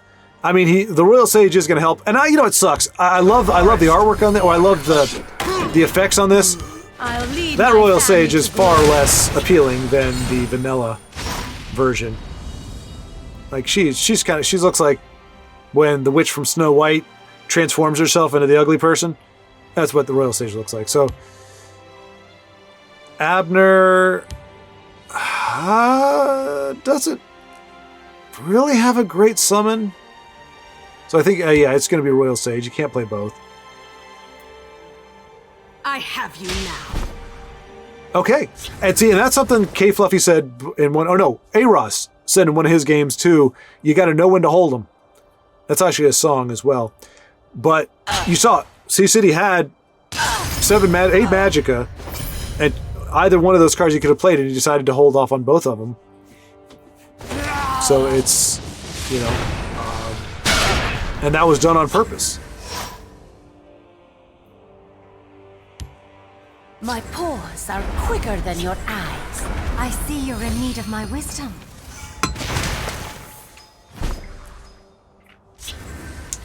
See, and that's why, though, I stopped running Blackhand Messenger, because unless you're running... Yeah, there's never going to be really a situation. Mace of Encumbrance, I guess, would be the one. If you're running those, I think you could run that with Blackhand Messenger, and you may get some value out of it. Or the Giant Sword, never mind. In Intelligence, you could run it, not Agility. I was saying Intelligence. This day is mine! Oh no! See, City, why? The poop stone. He put the poop on the. He put the poop on the thing. He put the poop on the board. Why, City? Wow. This day is mine. I'll teach you to disrespect.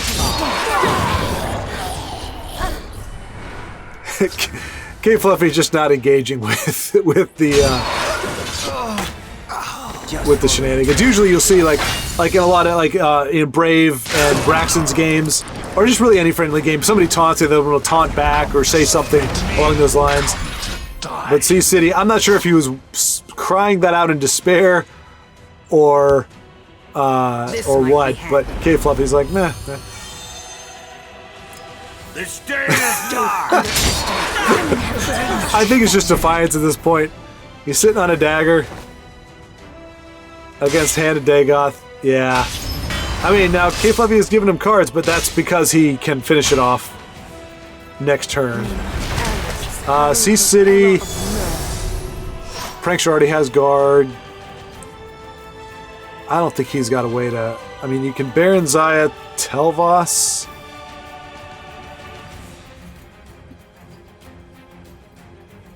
Or Telvos, then Queen Baron Zaya. But Kfluffy has lethal in both lanes, so... Oh wait, does he have it? He does not have it in the field lane, so we're probably going to see... Behold, why do you guys do this to me? Why don't you play the cards that I expect you to play? You make me sad.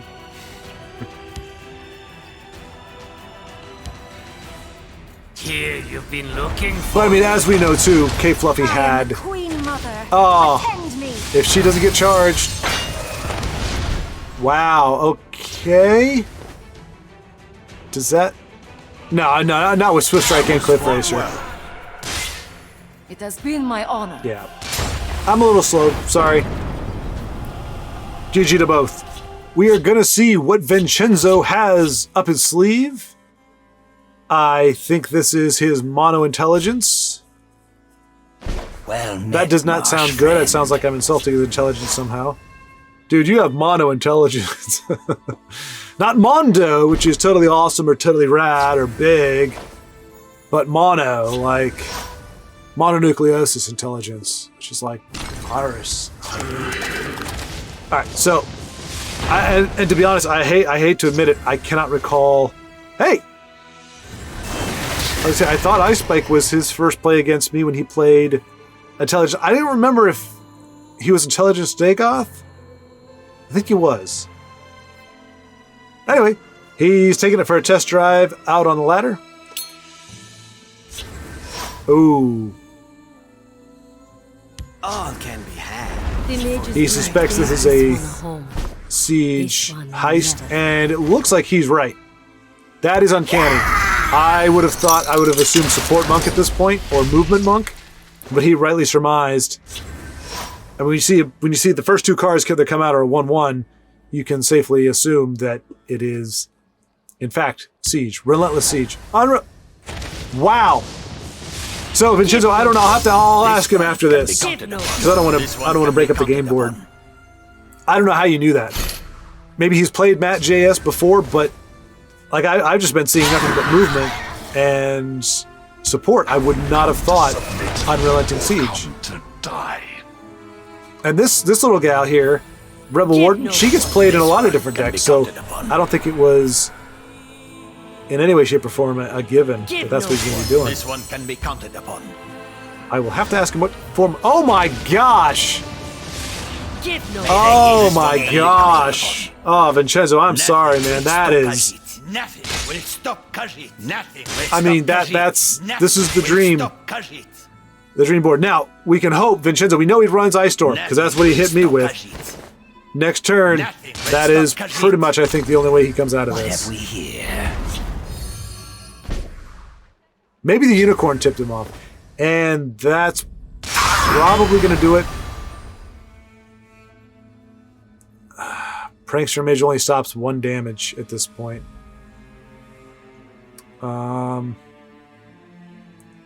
He's going to hit 3, 6, 9.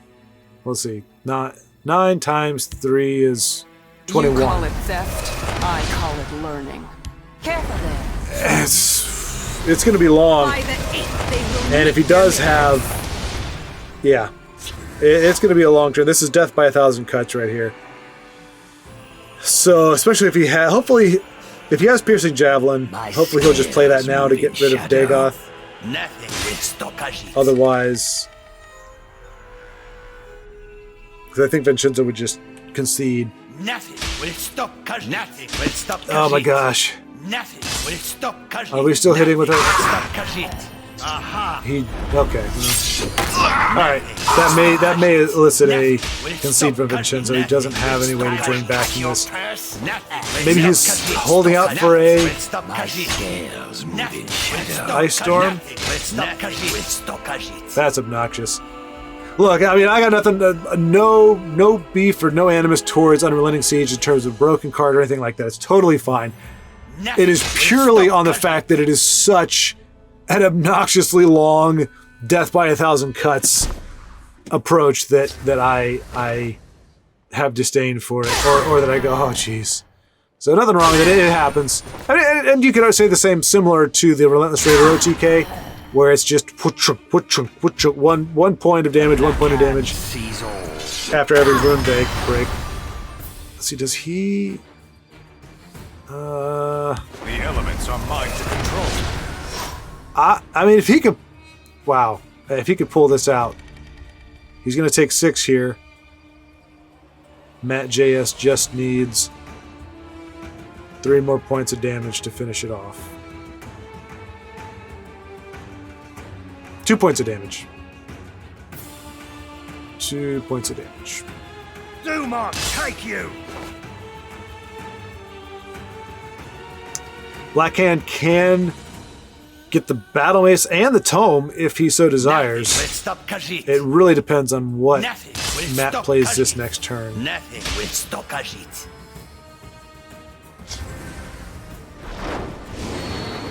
Okay, I thought he was going to axe the Blackhand Messenger, but Blackhand, he doesn't know, of course, what we know, which is that Vincenzo is sitting on Tome and Sentinel Battle Mace. Chooses not to use Battle Mace.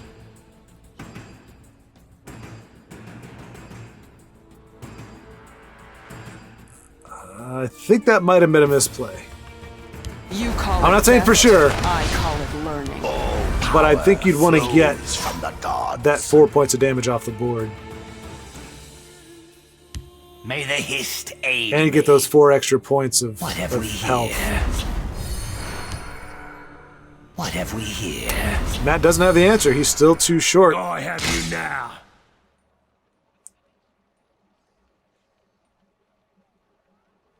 I mean, he does technically have lethal on board, but we know Alfika is going to come out. Aha. And that's going to be... Well, no.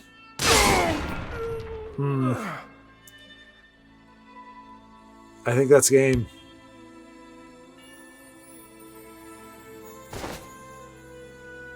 I think that's game. You can't defeat me! Careful there, friend. Oh, okay, hang on. He goes down. He goes down. No! Okay, that may have just saved him. Always. Nope. You are dead. Top decked it. Oh, man. we have what I believe is a newcomer to the series in Arachis.NPO. As you can tell with the card back, though, he is no stranger to the game. He is a top 10 achiever winner in the same clan as and Vincenzo and A-Ross and a lot of other ones. Just a great little guild there. Well, I don't mean little. I think it's about the size. I think Bat and Friends are probably about the same size member-wise-ish. But that's neither here nor there. I just have not had a chance to spectate, and I'm looking forward to it. So it's Arachis versus RVM18, the Forgotten Hero, who has already pushed to rank 1 this early in the season, but Arachis is not far behind at rank 2. Not sure how close he is to breaking through the gateway, but we are already seeing the kitty shenanigans. RVM surely hoping for a moon gate, looking for a moon gate, but holy cow, Arachis already. I've just started speaking, and somehow RV8 is already down to half health in what seems to be nothing. An animal deck. Oh, great pull from the Beast Caller. Yeah, Wild Beast Caller, that is.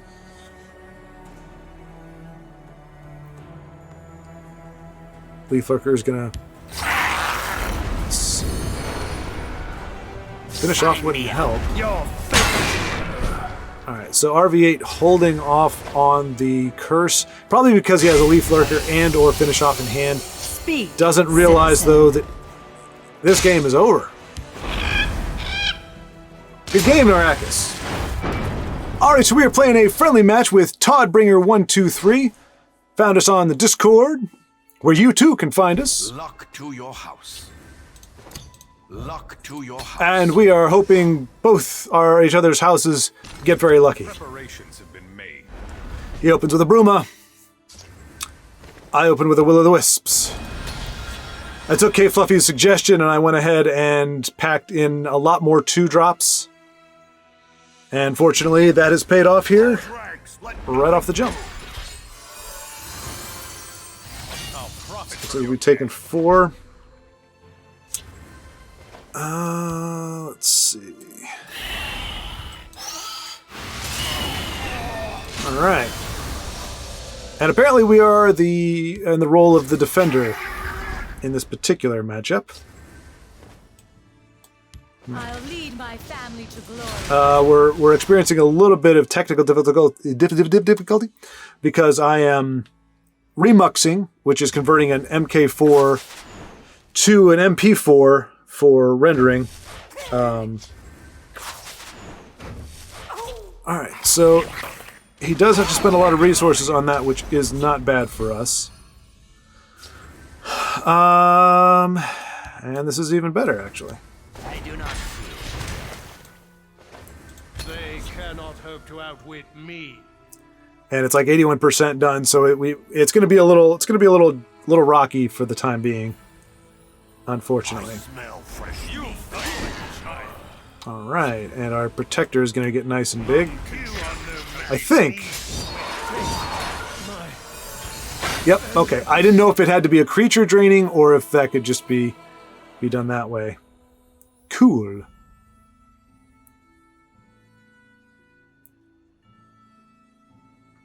So it looks like Brynjolf is going to be the play of the day, and I think that'll allow us to also play Daring Catpurse as well. All right. For the main. Oh wait, let's go ahead and play him here. I probably should have actually played him over there. Swift Strike, do we dare? So he's going to die this turn. Move him over. There we go. We may be able to start pivoting into attack mode here. Is able to draw a card off of our wounded Khajiit. And he may have something foul in order to trade with our Brynjolf here. He does not. Alright, that one Rune Break, boy, that's gotten him some mileage, that's for sure. But See, I don't know if we're good to attack. I guess I'm going to pivot to it. Has had enough. Because when we do that, look at all the magicka we get. For the main. They are no challenge for the Khajiit. I'll find you the finest recruits in Suit. I guess we could do that. Alright, gets a prophecy on that, but we are in a pretty good spot. We've got one kitty in the field lane. Alright, and our remux is done, so we should be smooth sailing tech-wise.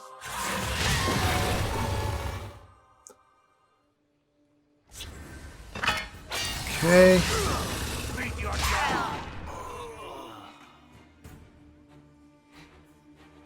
See what other board changing alterations he's got. That's a big one. That's a big one. Alright, so our problem is we've kind of stalled out on our draw, and he still has... Okay, that's pretty good. Do we want this over here, or we want that over there? Feel the might of the Empire.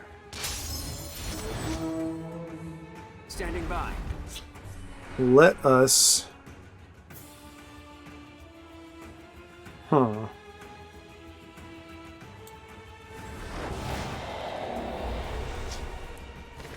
Alright, that's cool.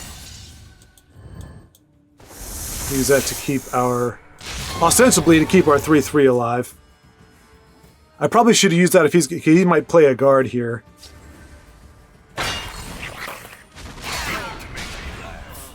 They'll move along. Oh, nice. Okay. Did not expect that in a more aggro-y deck, but that's... Standing by. Oh no, why'd you go over there, dude? We need you over here. Hopefully he doesn't have another one of these. That is going to extend his shelf life considerably. I'm out of water.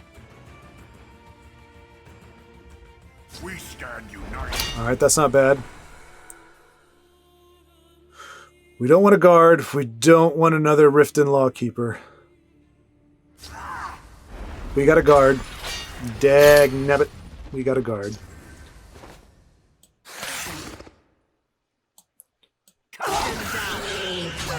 Feel the might of the Empire. Alright, this is going to be big. We need to keep our corner club alive. Hopefully he's not running anything that can remove her. Otherwise we are going to be hurting in the next phase. Okay, not bad. I did warn them. Come on, no silence, no silence.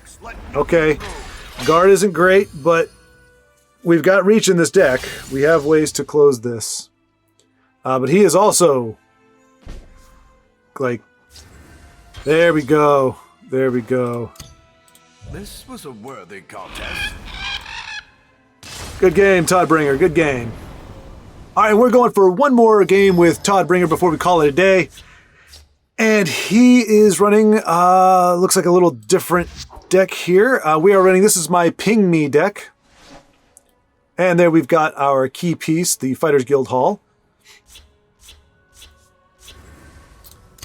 Luck to I will your bestow house. luck upon his house. Luck to your house. Go ahead and pull out a Rift Thane there. Now we could get greedy. Ooh. We'll... So next turn we get greedy. We Fighters Guild Rapid Shot onto that fellow right there. And hopefully...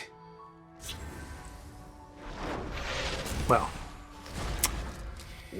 Ain't that just the way? So apparently he's shifted into a bit of a control deal here. Let's go for it. Alright. Skaven, not ideal. Douchnik. They'll move along. Oh, he's got the drain guy again. Alright. So... Here's the thing.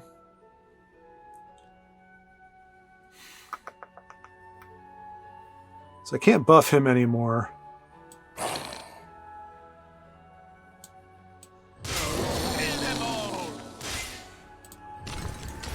nine inspire us. So the good thing is we can Skaven Pyromancer next turn. Get them both jacked up pretty good. If this is not removal. It is not. Cool.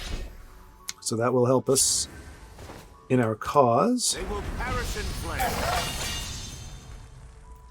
She will survive. Alright. And we gotta hope he does not have Emulating Blast or Dawn's Wrath.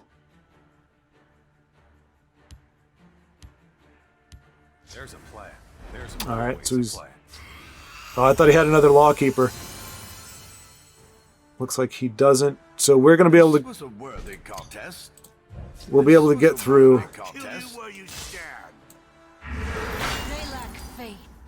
Alright. And we're able to close it out. Good games, Todd. And that's going to do it for this episode. I'm not entirely sure how long the finished version will be, but I know we've got about 3.5 hours of footage recorded. I'll probably be cutting out... I came into some games really late, so I'll probably cut out some partial games to try to keep this condensed so you all aren't sifting through a feature-length film, you know, and trying to watch the games from there. So anyway, thank you so much for watching, and to everyone who played in the games today, thank you so much for going onto the field of battle and demonstrating your prowess and giving us all a great show and a lot of good stuff to watch. A lot of great games here. Thank you all. And until next time, keep playing.